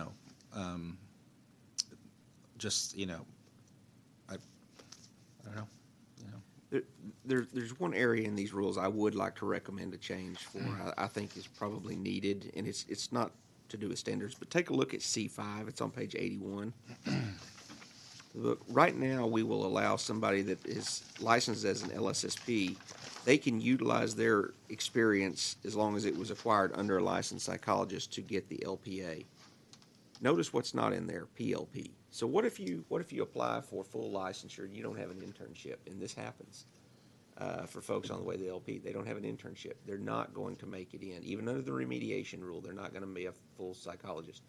So what do? We direct them over to the LPA, and then they go, well, I've already done a year or two. I've already got the 3,000 hours or whatever it takes to be an LPA, and we're like, well, you can't use any of it. You got to go do it all over again. And so, I mean, they're mad whenever they find that out, and I'm like, I don't know what to tell you. Which rule was C5. C5. Yeah, that number 5 on page 81. Okay. What I'm suggesting is that we probably ought to include applicants licensed as a specialist in school psychology or provisionally licensed psychologist.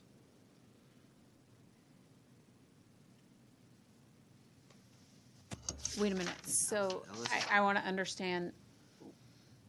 We don't have professionally licensed psychologists anymore in the state, right? We have have licensed psychologists with provisional status. With provisional, okay. But by rule, we still call them provisionally licensed psychologists. Okay.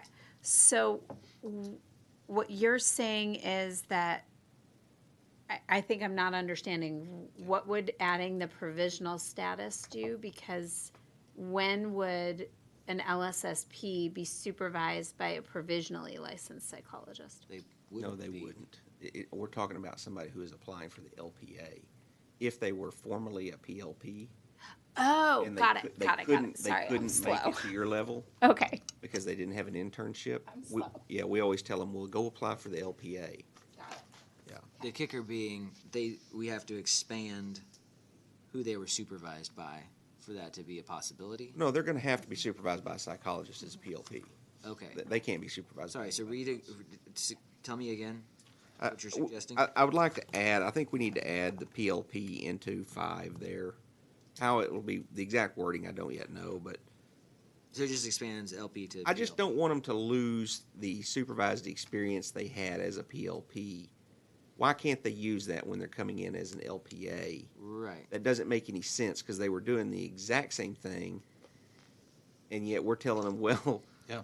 An LSSP could do it if they were supervised by an LP as part of their internship, but you can't do it as a PLP. Honestly, I think it was just an oversight. We didn't think about that when we wrote that rule. That sounds. It wasn't a conscious decision that I recall us making that decision. Say write it up. And okay. Take a look at that.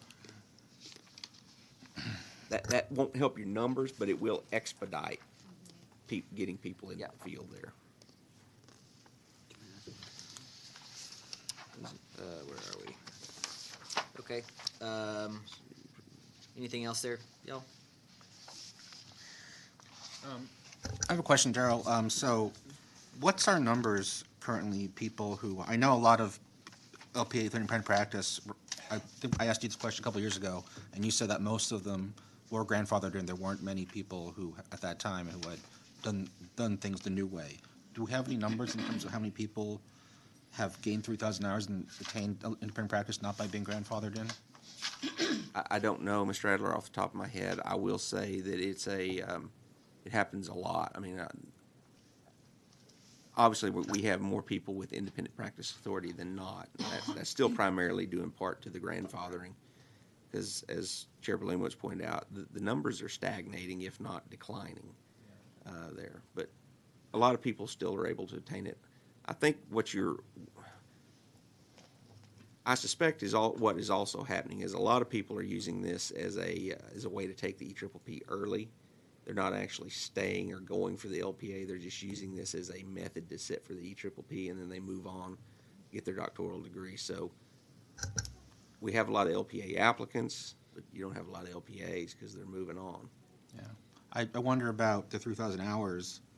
Is that something that we think might achieve some of our purpose, our goal for this meeting by, have the 3,000 hours, is that just akin to 3,000 hours for psychologists? Is that how it came about? That's where we got it from, yeah.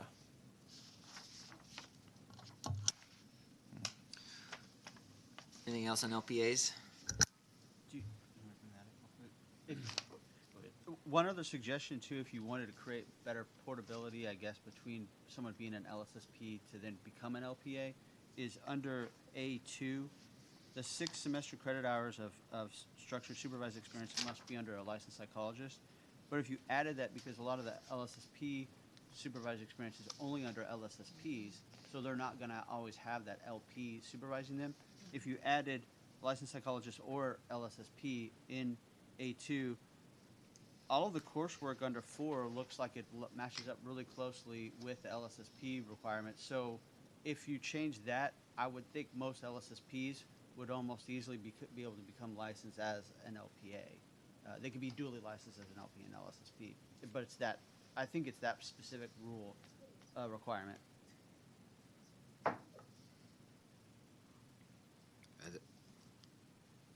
That doesn't sound like a bad idea. To at least talk about that. Dr. Becker's fixing to talk. Yeah. Well, no, hang on now. I am simply asking the question. And substantively, by making that rule change, the suggestion then becomes that that is the pathway for LSSPs to then have independent practice. Well, they would be practicing as an LPA, not as an LSSP. So, as the example they gave, if they wanted to do the summer evaluation, they could do that under an LPA, not an LSSP, because they could practice outside of a school setting, but it doesn't allow for independent practice as an LSSP. Got it. So they would need both licensures to do But it. if you're now an LPA, you can do more than you could previously as long as you're competent, though. You right? It's where you practice. If you're an LSSP and you transition and now it's, are you saying if they get their LPA, they're able to do more than they were? It's more broad. It's way more broad than it was previously when the other, and we could do either or both. The idea of moving the fence to take care of like summer or, after hours testing or something, I don't know. That's still within the scope of exactly what they were doing at the school in terms of testing and. It is. I was going to say, like for, supervision hours by LSSP to gain for LPA, I think it's different services. I mean, I don't know if therapy is involved, things like that, or like testing for personality disorders or cognitive, I know they do cognitive testing, but things like that. So I don't know if they would have gotten that kind of practice or experience. They were only supervised in LSSP because, if I'm wrong, please somebody correct me. They're talking 3,000 hours of supervised experience for independent practice. Well, they're going to be under supervision until they acquire that 3,000 hours. Right. So the minute they're licensed as an LPA, they have to be supervised before they could do any of this. So like using Ms. Arnold's example, let's say she got the LPA, she's going to be able to do that if she can find a supervisor that will supervise her. And then she wouldn't be able to practice independently until she got the 3,000 hours. I think, just to play devil's advocate, the fair question is if we count the 6 hours, what is it, 6 semester credit hours, Patrick? Mm-hmm. Correct. Okay, so if we count that, is the 6 hours going to be in the same type of psychology that you need to practice as an LPA in non-school settings, if you will? Is that going to translate, or are you basically giving the LPA license to somebody who is not as qualified to practice in the private setting? Does that make sense? I do have that thought, yes. I do have that thought. My thought on that, honestly, I think LSSPs get a lot of training just across the board because they have to do all the emotional assessments. So they actually have to be trained on, they know about giving the Becks, they know about giving all the anxiety scales, all the, even looking at psychosis, obviously, with children. But fully trained in assessment. There's more assessment classes that LSSPs go through than probably any other type of mental health professional, to be honest with you, especially at up to the master's level. So my thought is that, they would be, but I think those hours would be needed to apply to real life setting, private practice setting. That's debatable, but I do think they get solid training, and it's not just cognitive and academic testing.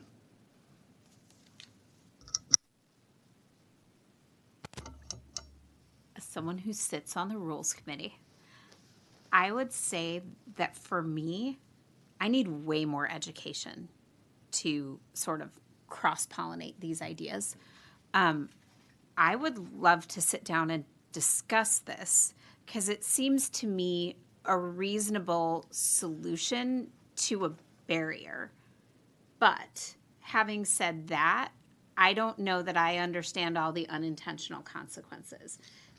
And I am neither an LSSP nor an LPA.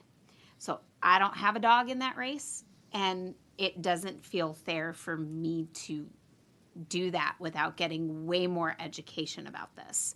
So I think it needs to be talked about, but I also think it needs a lot more discussion around what the implications of sort of doing this would look like and laying out those educational pieces next to each other and what that means for educational programs in an LPA and in an LSSP and how you could even do that and what that would look like and what it would mean for an LPA program. My question is also, it seems, so we're talking about, LSSP, big pathway for them to become an LPA, but it seems like as for an LPA originally, there is no pathway to become an LSSP based on their current education, based on that they already had. So, all right, I just want to clarify that.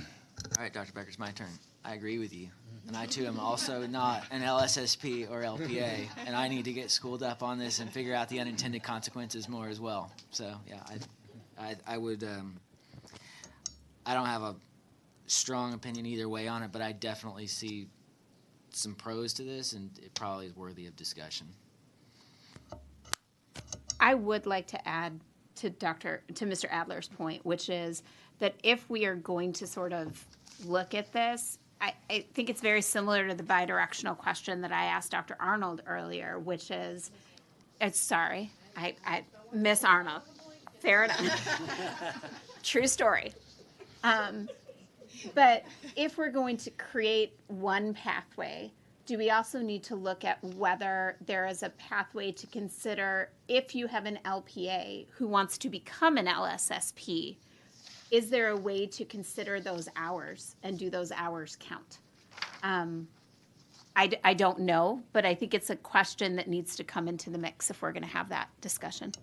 I do appreciate that, and I would like to, because right now it's just like you just got to get another degree, if you want to have LSSP. And I do think that, an LPA without any public school experience should not, and I have no public school experience, so I recognize that, and I think that's a big part of it.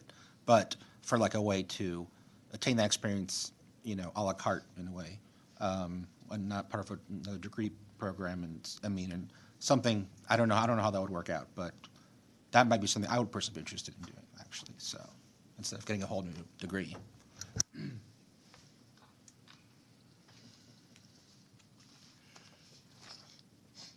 All right, moving on. Any other thoughts? Okay.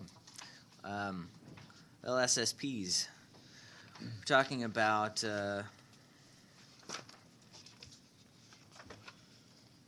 one thing that I think I mentioned it earlier, kissing some frogs and coming up with some bad ideas. The idea of lowering barriers for psychologists and LPAs to come practice in the schools. I've had a number of conversations, and I've learned a lot really by digging in this month. Doesn't sound like that's a very great idea in terms of specialization that LSSPs have. The roles are very different. So unless anyone disagrees, it does not sound like there's much oxygen for lowering barriers to really let psychologists or LPAs come practice in schools, right? To an extent. I'm going to hop on my horse here for a second because Ms. Arnold and I did talk about this, is that I don't know that there isn't a barrier worth discussing in what was brought up by the school psychology folks around looking at changing to domains rather than the specifically outlined coursework. Because I do think that much like the argument that Mr. Adler just made about LSSP and LPA, there are licensed psychologists that get trained in the school. And it's not line for line, but there's a lot of translational work. And if there was a way to count the experience such that you had the fundamentals and you have the competency and you can demonstrate the experience, right now in the state of Texas, unless you go back and get another degree, that still doesn't mean anything. So I don't know that it's not doable at all. I think it's around understanding the way that we have it written to consider whether there are different avenues to get to the same end point, which is that there's a whole lot more to this than just being able to understand TEA law.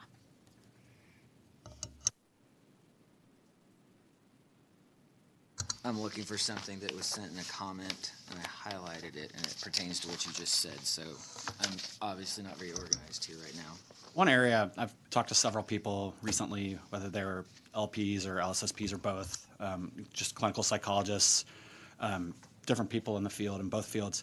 It's just the thought about this, again, just bringing the discussion up, and I don't know how it works, how it could apply, but the potential for folks for some sort of almost like a post-certification that for an LP or an LPA, where they could go through a post-certification and obtain, basically you'd have to get all the educational foundation. That's the thing to consider when you're talking about schools, LSSP, school psychologists, is that you're dealing with a whole other animal in the education system. Federal law, IDEA, there's a whole different language, like I think Ms. Arnold mentioned. But it's true. There are LPs out there that have a lot of training in schools, had a lot of, whether it be doctoral training in schools, that I think could obviously be a great service in terms of from an assessment standpoint, in connecting back into the schools, but allowing them to have an avenue back to be able to provide services when we know that we have such shortages of LSSPs throughout the state and obviously throughout the country, actually. So again, the parameters of what that might be and what that would entail would take a lot of thought and a work group, probably quite a few work groups to really pull how that could work. And we might even be talking about a legislature issue, but creating almost like a post-certification to allow LPs or people that have competency and can prove that competency and to be able to somehow either contract with the schools or become part of, provide supplemental services to school districts. It's just a thought of how to, again, create accessibility, especially in some of these rural areas that we've talked about. But there's a lot could go into that, but it's just an idea. It's a way of kind of, when you go down the LSSP route, you're just down the LSSP route. You've got all the education foundation, and there's a whole other legal animal involved in this. You're talking about, again, I actually wrote down the whole educational law, the Section 2103, all the certifications, and you're also an art administrator, so you're actually an administrator in a building. Essentially, you're on the level of a principal in that building. So there's a lot that goes into it, but it's just thought. I mean, I think that the discussion, it's maybe a place to start for a discussion of how to get other people able to provide services in schools especially. So I'm going to read something from a public comment here from Dr. Stephanie Barbary. And I'm curious if it's what you're talking about. In an effort to attract more individuals into the profession, the school psychology program at Texas Tech has created a 15-hour graduate certificate in school psychology that is appropriate for non-degree seeking individuals who have a master's degree in psych. It's not perfectly what you're talking about. Master's degree in some area of psychology, whatever, to meet the course requirements for state licensure. Is that it's on that level? And I actually read her public comment, and really, it struck me when I read it, because it's just thinking outside the box, and they're trying to do something to help. But again, I think need to be a lot of thought, especially if it gets into like a state level formality. But I think discussion in that area, and I mean, if they're trying something, I'd be curious to actually talk to her more about what they're doing there and how that might apply or how it could apply. Because it sounds like, I mean, she's talking about a master's degree in some area of psychology. Well, if you got a PhD in psychology and you need some retraining, it sounds like 15 hours here already comports with state licensure requirements. Like, that's not a heavy lift. It shouldn't be a heavy lift, I don't think. Right?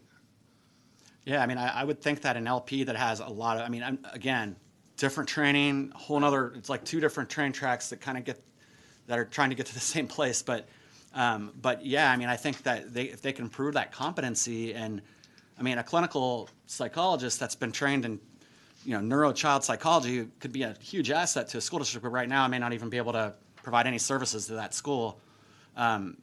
I think that if that competency can be shown and how to delineate that and how to identify that is a challenge, and that would take work, and that would take a lot of good minds thinking outside the box on that. But I haven't looked at their coursework, but I mean, it sounds like this would meet the coursework that we currently require. So, I mean, I guess it's sort of more of do other schools start offering something like this if there's a need? Kind of clutch shift us a little bit on something similar to what you're talking about here. They're talking about people who are in the school. She's talking about people who are in the school already, not necessarily an LSSP, but they have some sort of background that you'd see in the school. You'd see special education or school counseling, and they don't qualify because they don't have the master's degree in psychology. Allowing either a certificate program or something. You were talking about the train tracks that are kind of going to the same place.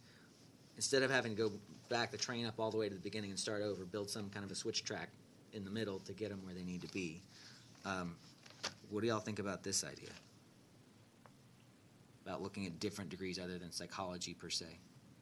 Well, Mr. Chair, I think the reason why that works is that under the LSSP rule, it's one of the few rules that allows you, it says under 463.9D, it says as either part of the graduate degree program or after the conferral of the graduate degree. So you can actually you can complete a degree program, not have enough hours, not enough coursework that meets all the requirements of the rule, then go to that 15-hour course and then have it, as I will call it, Frankenstein, the requirements, but get what you need to then get the license. And so I think that's why, because this rule is uniquely written, unlike all the other licensure rules, that's what allows for that to work. For the LSSP to work, and it doesn't work in LPA or LP. It's not written that way for the LP or the LPA. You don't have a coursework requirement in the LP rule. Remember, it's just do you have a degree? Right. We don't look. We We don't don't look wanna at make it, the guts of the degree. Yeah, that's because like the counselors and a lot of the other boards have very specific coursework. Yeah, and I don't care to get into the business of telling schools what classes they ought to be teaching. So, what do we think about this idea? I'm sorry, I'm going to let you finish. I kind of derailed you there. No, I mean, I just things to think about, things that, just kind of trying to think outside the box, just bringing ideas up. Again, we're talking about accessibility. I think it would help in many cases, and just a potential solution to help where there's need. But very tricky because you're going completely down, the educational foundation of the LSSP programs they have it's an entire separate entity in itself. So if it was a post-certification, it would need to include the majority of that, plus training, plus on-site training, that would, I don't know, be supervised by an LSSP or an LP that is an LSSP. I don't know, but I think that there are just ideas to start with and kind of think of how it could work potentially in a post program. I'm wondering, are we accepting these certificates now? If not, why not? Could we not just do it under the rule as it's written? You mean the 15-hour Yeah. one they do? I would imagine that's probably what they do to meet what's required under D. That's probably why it's designed that way, because they realized people maybe went and got a 40. Some of them are 45-hour previously degrees programs, and so they need their extra 15 hours to get the 60 that they need for the. Ms. Arnold, do you know? Are we? My understanding is the lack was because their master's degree is not in psychology. Well, you come up to the for everybody. It's important. It's Ashley Arnold. It's my understanding what Tech is doing is, as we're trying to recruit more due to our shortage, is you have special education teachers, school counselors. They have a master's degree, but their master's degree is not in psychology. And that's what our rule says. And so that's been the holdup. So that's why Tech was looking at creative options. And see, when I'm thinking about those professionals on the ground doing what LSSPs do, like, it doesn't seem to me that, I mean, you obviously need to be trained in the psychology part of it. Are you qualified to do it if you have a special ed degree, and have gone to a lot of school and you're around it and learn? Yeah, you might be. So, any other questions? Thank you. You would still need to have all of the psychological foundation training, though, in assessment, especially in assessment. And not to mention, like, most of the programs are, it's about, creating functional behavioral analysis, behavior intervention plans, running ARD meetings. I mean, there's a lot more to it than just, like, assessment as well. So it's just, it's a bit of a different culture. But again, you could be acquiring a lot, especially in the area of assessment, you could be acquiring those skills on two different tracks and really getting to the same point as being competent in that. But it's that sort of that meeting point where, again, you've gone down this education track that's why they do it that way, I think, and or I think it's sort of there's a protection piece there, but that's where a lot of the issues revolve around, and I think also that assessment piece though would need to be integral. You couldn't just hire a special education teacher. Of course. That doesn't have the intense training it would take to be able to carry on, full assessments. Completely agree. And I feel like that's what part of this graduate certificate does, is probably addressing, that didn't study that maybe in school counseling or education. I just want to be a little careful as we start thinking through some of the things that we're thinking through, and just remind us all that we want to be real careful about blurring the lines between what people are going to school for and what their actual jobs are. That's fair. I know that deregulation is a thing. I know it as a word. But I think that you also want to consider that the reason that a special education teacher is looking at a post-certification is because there is no one else to do the job where that special education teacher is. It's not because, in my opinion, a special education teacher wants to be a mental health provider, a principal, a diagnostician, an art administrator, and a babysitter, and sometimes a parent. But that is the situation that we are in both mental health and education. So I think we want to be thoughtful about some of the lines that we're blurring as we start doing this, and reminding ourselves that people have a profession and people have an education. And I want to be careful that as we do this, we don't start expecting people to wear 16 hats as a solution. Right. We've already proven that doesn't work. It causes burnout. We get resignation. People leave. Just ask nurses. Right. So let's also keep that in mind as we move some of these things forward. I'm glad you said what you just said there.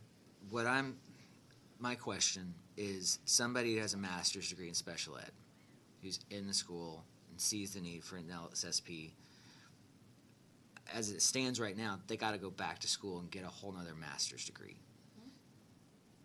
Is that really, number one, that's probably not going to happen.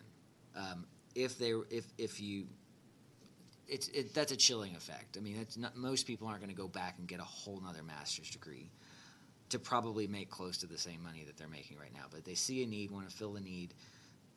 This is kind of building that switch track somewhere a little bit back of where we sit versus going all the way back to the beginning and starting over. And again, in the spirit of treading lightly, you'd have to be real careful and specific about what kind of degrees you might even consider. But to me, a special ed one, that's probably the lowest hanging fruit. If you had a special ed degree and doing some sort of remedial certificate program or something else like that to go get an LSSP, that doesn't sound, we've come up with crazier ideas than that. Someone got shot down, but that doesn't seem like that doesn't seem like that heavy of a lift. I honestly don't know the answer to I that don't know question either. because I don't really know what the educational pathway is for a special education teacher. I would like to, I think this is something we should look at. I don't have an idea for a rule change right now, but I feel like this is something that we ought to explore. So.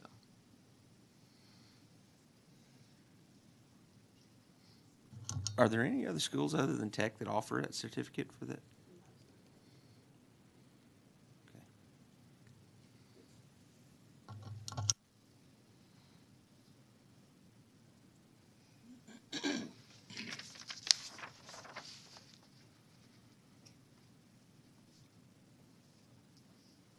What else? Any other ideas we haven't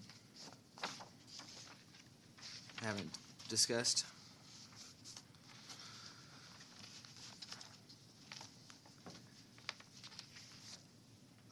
I guess just one thing that comes to mind while we're in the school realm of things is just ideas or thoughts on how, and again, maybe out of the scope of this board, but just ideas and thoughts how to actually get mental health into schools. Obviously, the Uvalde situation and that tragedy, it's made everybody think a lot more about, actual mental health in the schools. Right now, you have a school psychologist essentially is doing the testing, the eligibility determination for various issues, special education, et cetera, and then you have a school counselor.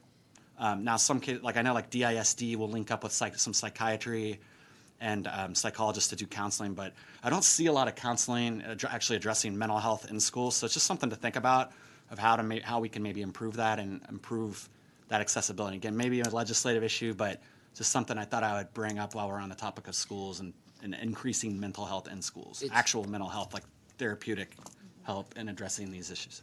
That's the complete right place where I think we're probably getting closer to the end of this meeting. I feel like the exact right place that we're leaving this at. Again, looking back to the Senate Finance Committee hearing and talking about TCHAT, that's a telehealth network. I mean, it's a thing that's happening now. The network exists. Again, it's not ours to run, but guess what? I think 85% of the practitioners that they need are either psychologists. I'm not sure if it's LSSPs. Do you know? I know it's counselors. It's mostly counselors and LCSWs that work. So a big part of it's still psychologists. Mm-hmm. A big part of it. I know it's a big part. The point is that we have to be doing our part to make sure that we're that we're not slowing down the minting of psychologists to support programs like that.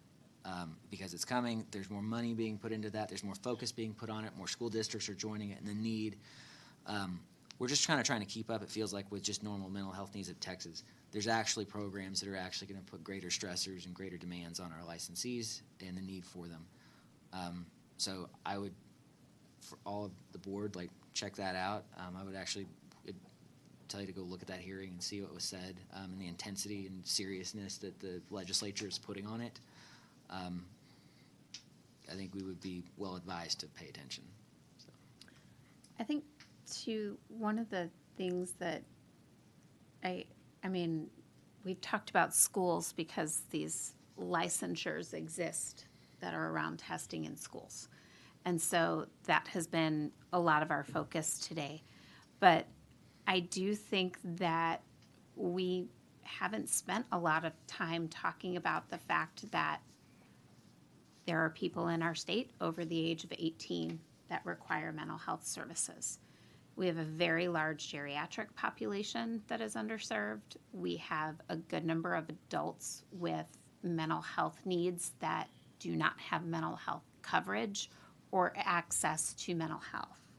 And I don't know that there is anything in our licensing standards that addresses that need or how we get mental health providers to serve those individuals.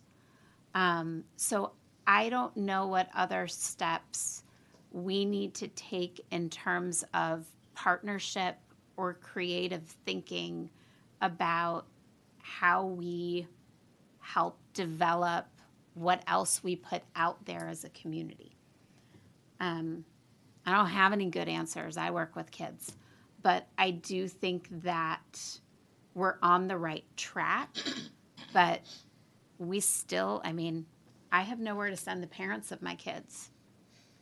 And gosh knows they need it as much as kids do today.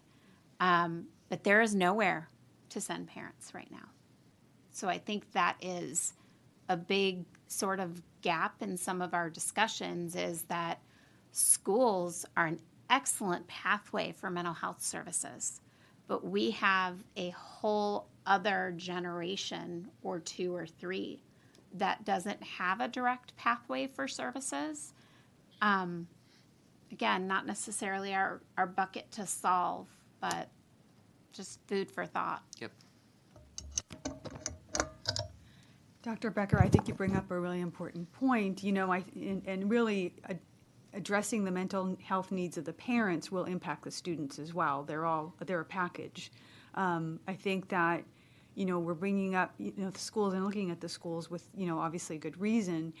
But I mean, again, just some thoughts, that we really need to be flexible in our thinking, because we used to see the schools as, case in point, LSSPs were addressing the academic needs of students and learning. School counselors are addressing the needs of academic counseling and also other kinds of counseling for students. But to your point, to your point, Mark, you were saying that we really don't have anybody who's exclusively assigned or has the role of placing mental health needs, counseling in the schools. And it isn't the best place, because a school traditionally has been an academic setting. But I think the demand is there based on all the tragedies we're seeing and all the needs that we're seeing in terms of our youth and our students. And so I don't know, just some thoughts about, even though maybe that isn't the best place, it is what we have. It is where the demand is. I'm curious, what is the background of a school counselor? Like, what kind of, are they licensed? Like, who is a school counselor? Certificate? Yeah, and most of them will, like, both of my parents are actually school counselors, and I know, like, again, don't know what it's like today. They're in their 70s, so, but basically they went on the teacher path, and then I don't even know if they had to go into special education. They just eventually got certification to be a school counselor. So, but that, again, this is in Ohio a long time ago. I assume it's kind of similar. You can pick that up as you go, and you probably have to get some kind of, the certification to do it. But I don't think you have to go like into an actual school counseling program. Or as a clinician. Yeah, it's kind of in-house. It's my understanding, my sister's a school counselor, and it's my understanding it's a teaching degree, and then it's a master's level sort of certification degree that you get. Yeah, and I think it's usually you have to have a master's. Yes. But that's not, that wouldn't meet the kind of the full scope of mental health needs that we're talking about here.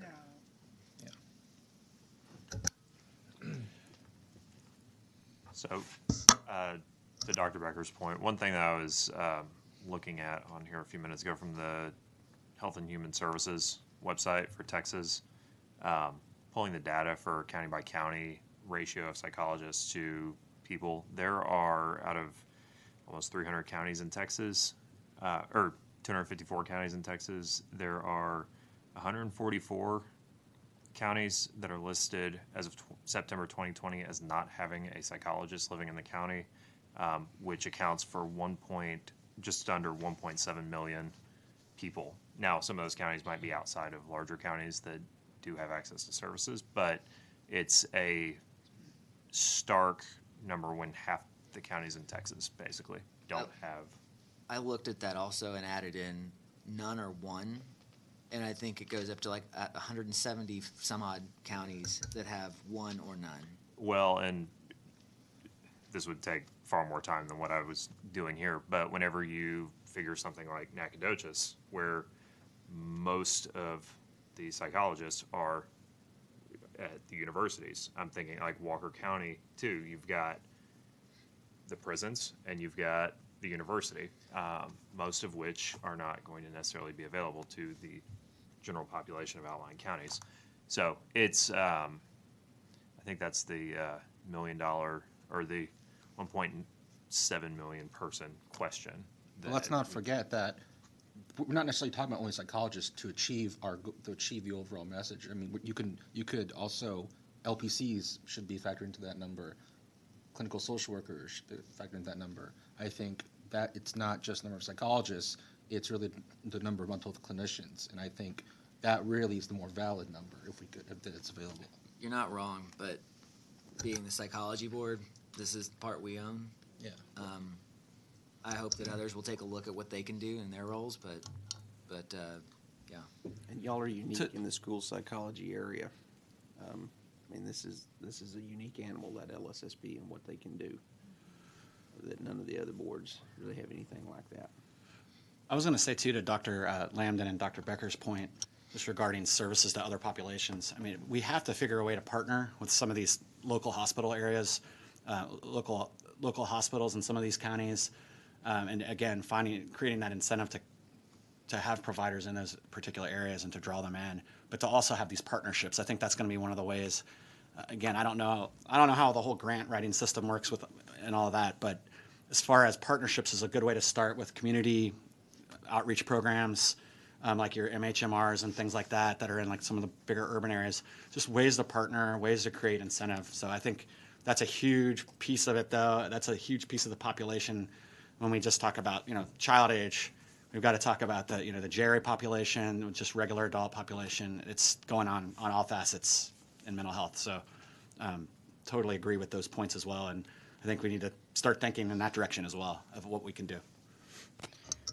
I mean, I've talked about this sort of grandiose idea I had with Mr. Malimowitz a while ago, but I would love to see there be some collaboration with our partners in education and in the legislature where we had some pathway in Texas for folks who grow up in and are homegrown in some of these rural communities to be supported to go through a postgraduate education, and then almost like a visa that you get when you come here internationally.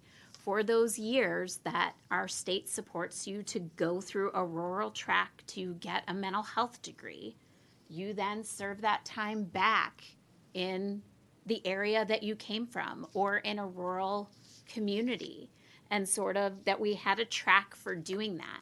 Again, far outside the scope of this board, but it is a grandiose idea that sort of requires that collaboration. If we are going to sort of license and manage that payback system, there has to be a track all the way through that is a collaboration between our state, our educational programs, our licensing board, the degree programs at the undergraduate and the graduate level, to sort of think broadly about if you want people to go to these communities, they might need to start in those communities. And if they've started in those communities, they may not have the ability to leave those communities for the education that they require to then go back to their communities. So I think that's a much bigger kind of grandiose thought. What I will tell you is that that is being discussed. Like it was being, and it's a great idea. It's what's being discussed 2 days ago. I believe it was Senator Hinojosa that was talking a little bit about that. I know Dr. Lakey was talking about that. So there is an appetite for that. And you're right, it's not for us to do, and it's probably not even for us to administer.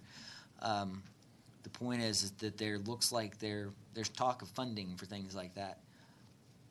What I'm wrestling with is in our role is how do we make sure that the licensees are ready to step into those roles, and that's a 6 to 8 year process from day one right now, but from inspiring that high school senior to enter this profession. But that's all happening right now, and so I'm happy to see that, because it seems like for the recently it feels like we talk about how mental health has been such a challenge, and everyone's like, it feels different this time, and I kind of said it's only different if we make it different. And there's a lot of people right now, I think, that are going to make this different this time. So, I would like to see perhaps a collaboration between our board and our associations to educate the public about what a psychologist does, what the education is, what they do. I know it's a big job, but I think that in order to inspire someone from those communities to be educated and go back and serve those communities, you have to let them know. Nobody knows what an LSPP or a school psychologist is. Yeah. So, I think it's important also to educate the public to have something to aspire to. I think it's very doable, but I think it requires, again, a lot of collaboration on the concept and to put a face on it, to personalize it for individuals to aspire to and to know what it is and how incredibly gratifying that can be as a profession. So, just some thoughts. I think it's a good idea. I do want to just put on the record, and this was told to me by somebody who regulates me when I mentioned the word partner, I forget what I said, partner, collaborate, and I was rebuffed very quickly by saying we don't partner with you, like we can communicate with you, we regulate you, and I want to make sure that we, as a regulatory board, make sure that we, in our communication, as long as that line is clear, I'm all about it. But I got rebuffed very, it was by another regulatory agency that regulates me. I was told very clearly that that's not going to happen. Point taken. Yeah.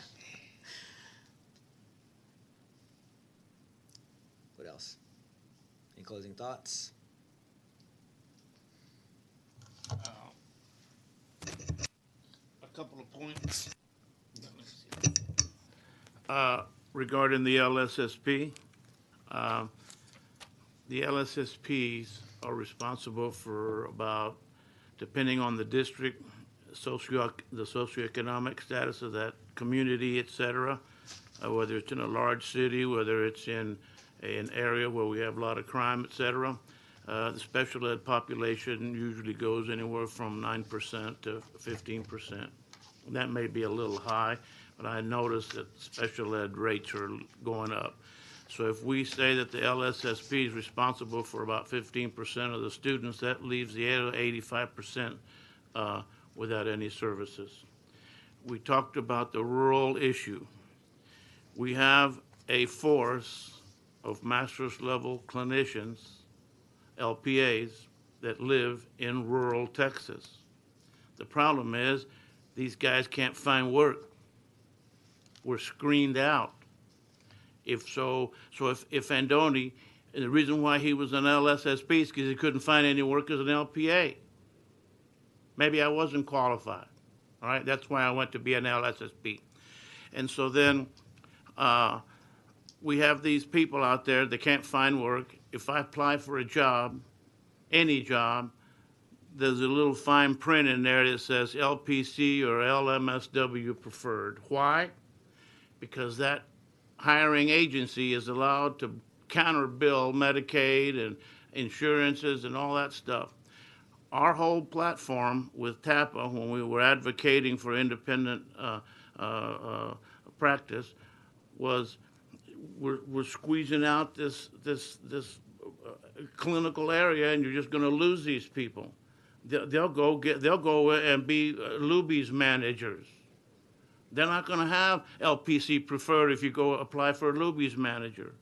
But we are going to have LPC preferred at the federal level. Right now, the only people that can work with veterans are LPs and social workers. All that tells me is that the social work lobby is a pretty strong lobby.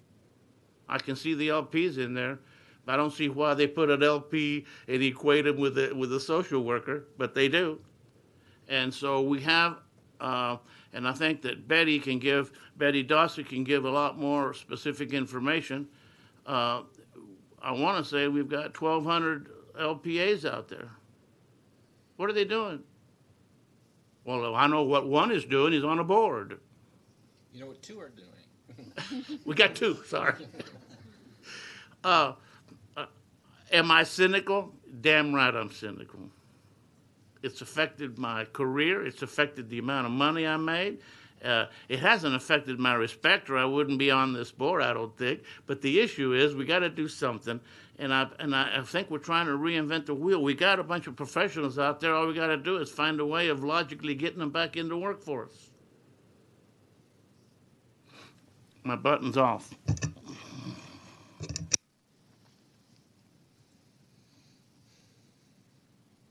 Your thoughts? The only closing comment I have is, and this is directed more towards the public and those that are watching out there, I know that coming into this meeting, there was probably a lot of trepidation about what was going to be discussed and, you know, whose ox was going to get gored, that kind of thing. I'm sure that went on out there. What I hope everybody walks away from this meeting with is that they walk away with the understanding that, look, it's okay to talk about these things. It's okay because if you're going to think outside the box, if you're going to solve problems on this level and scale, you're going to have to get up here and talk about some touchy subjects and some sacred cows. And, I mean, it's like Chair Belima said, there were a lot of ideas floated out here today, and a lot of them got shot down, and that's probably the right thing to happen. I mean, that's how you do it. So I just want people to – I don't want everybody to panic anytime an agency, or in particular this board or BHEC, begins to talk about something, because it's not like we're rushing to judgment here. Dr. Becker and I are going to leave here friends. But this is how you get things done, folks. This is just how you get things done. And I just wanted to tell everybody thank you kind of for the civility and the level of respect everybody's shown here today. I think y'all made progress. You went forward. You did not go backwards today. Regardless of what happens, what the outcome of this is, you went forward. And so, well done.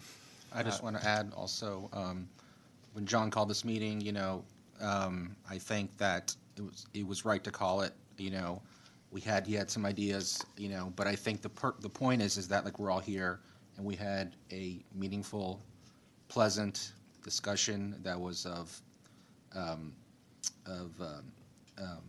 huge value, even if something couldn't be done immediately, rule changing wise, or to impact the core problem why we're here, the shortage of mental health in rural areas. But I'm proud to have been here today, and I think despite disagreements in some points, I think we agreed more than we disagreed in principle. And I wanted to follow up something that Mr. Spink said a second ago. You know, I think this examination of our rules and figuring out what's relevant, you know, I think it's a healthy exercise. You know, again, even if we shoot down every single idea, just so, you know, we look at these rules and know why they were put in place in the first place. You know, stuff changes over time. I mean, we were talking about situations earlier today, stuff that happened back in 1999. And I mean, I won't say how old I was in 99, but, you know, stuff that happened over several decades ago. And, you know, we can't have stuff like that be static just because it's the way things have always been done. So I think this was a healthy exercise. I wish it was under different circumstances, obviously, because, you know, the reason we're having some of these conversations about schools in the first place. But I think it was a healthy exercise. I just want to thank the folks who came and gave public comment today, because I think for me personally, I received a huge education. I have talked probably with various members of this board about how hard it is to sit up here when the only perspective you have is the one that you touch. And so I think it's incredibly helpful when folks like yourselves come forward and provide a different perspective, and one that we all come from different backgrounds and different places. And so without people that are willing to speak up and give us the other side, I don't know what I don't know. And it's really incredibly helpful to hear it from the people that are living with it, because it helps me gain perspective and learn what I don't know so that I can synthesize that information and factor it into where we head and what to advocate for and what to fight against and what to really kind of drive forward. So I really appreciate the time and the effort that you guys put into coming out here for that public comment. It helped me a lot today. And to that point, sorry, just real quick, as someone who is not even in the psychological field, the education that I get from everybody in here, everybody up here, is invaluable. So thank you all for putting up with me. Yeah, and I just wanted to again thank the public comment, and also encourage you guys to come to us with if you have questions. I mean, that's what we're here for too. So, you know, I'm constantly learning as I'm in this position now, and I love to learn, and I want to continue to learn. And I know that you'll offer such a unique perspective. So please, I'm encouraging anyone, if anyone's listening, or if you're watching this on YouTube, if you have questions, if you have things you want to bring to the table, then we're here for you, and we want to hear those ideas. So we thank you, and thank you to the board and the staff for all the hard work you guys put into this. All right. In closing, again, I want to thank the committee coordinator's office here at the Texas House. The Texas House was part of who arranged this as our meeting place, so thank you to Speaker Phelan and his team. The status quo just can't remain, and today this was a great discussion. It was messy at times. It was always respectful, and I have a lot of gratitude to my fellow board members in that, because that's a credit to you guys. That is all I've got. Obviously, we're going to have a couple more things rule-wise that we're probably going to be looking at, so we will stay tuned for that. And again, thank you to the public for all of your comment. This has been some of the most meaningful public comment that I think I've had in my tenure, and it counts now more than ever. So thank you very much. So without objection, I'm going to adjourn the meeting. Hearing none, this meeting is adjourned.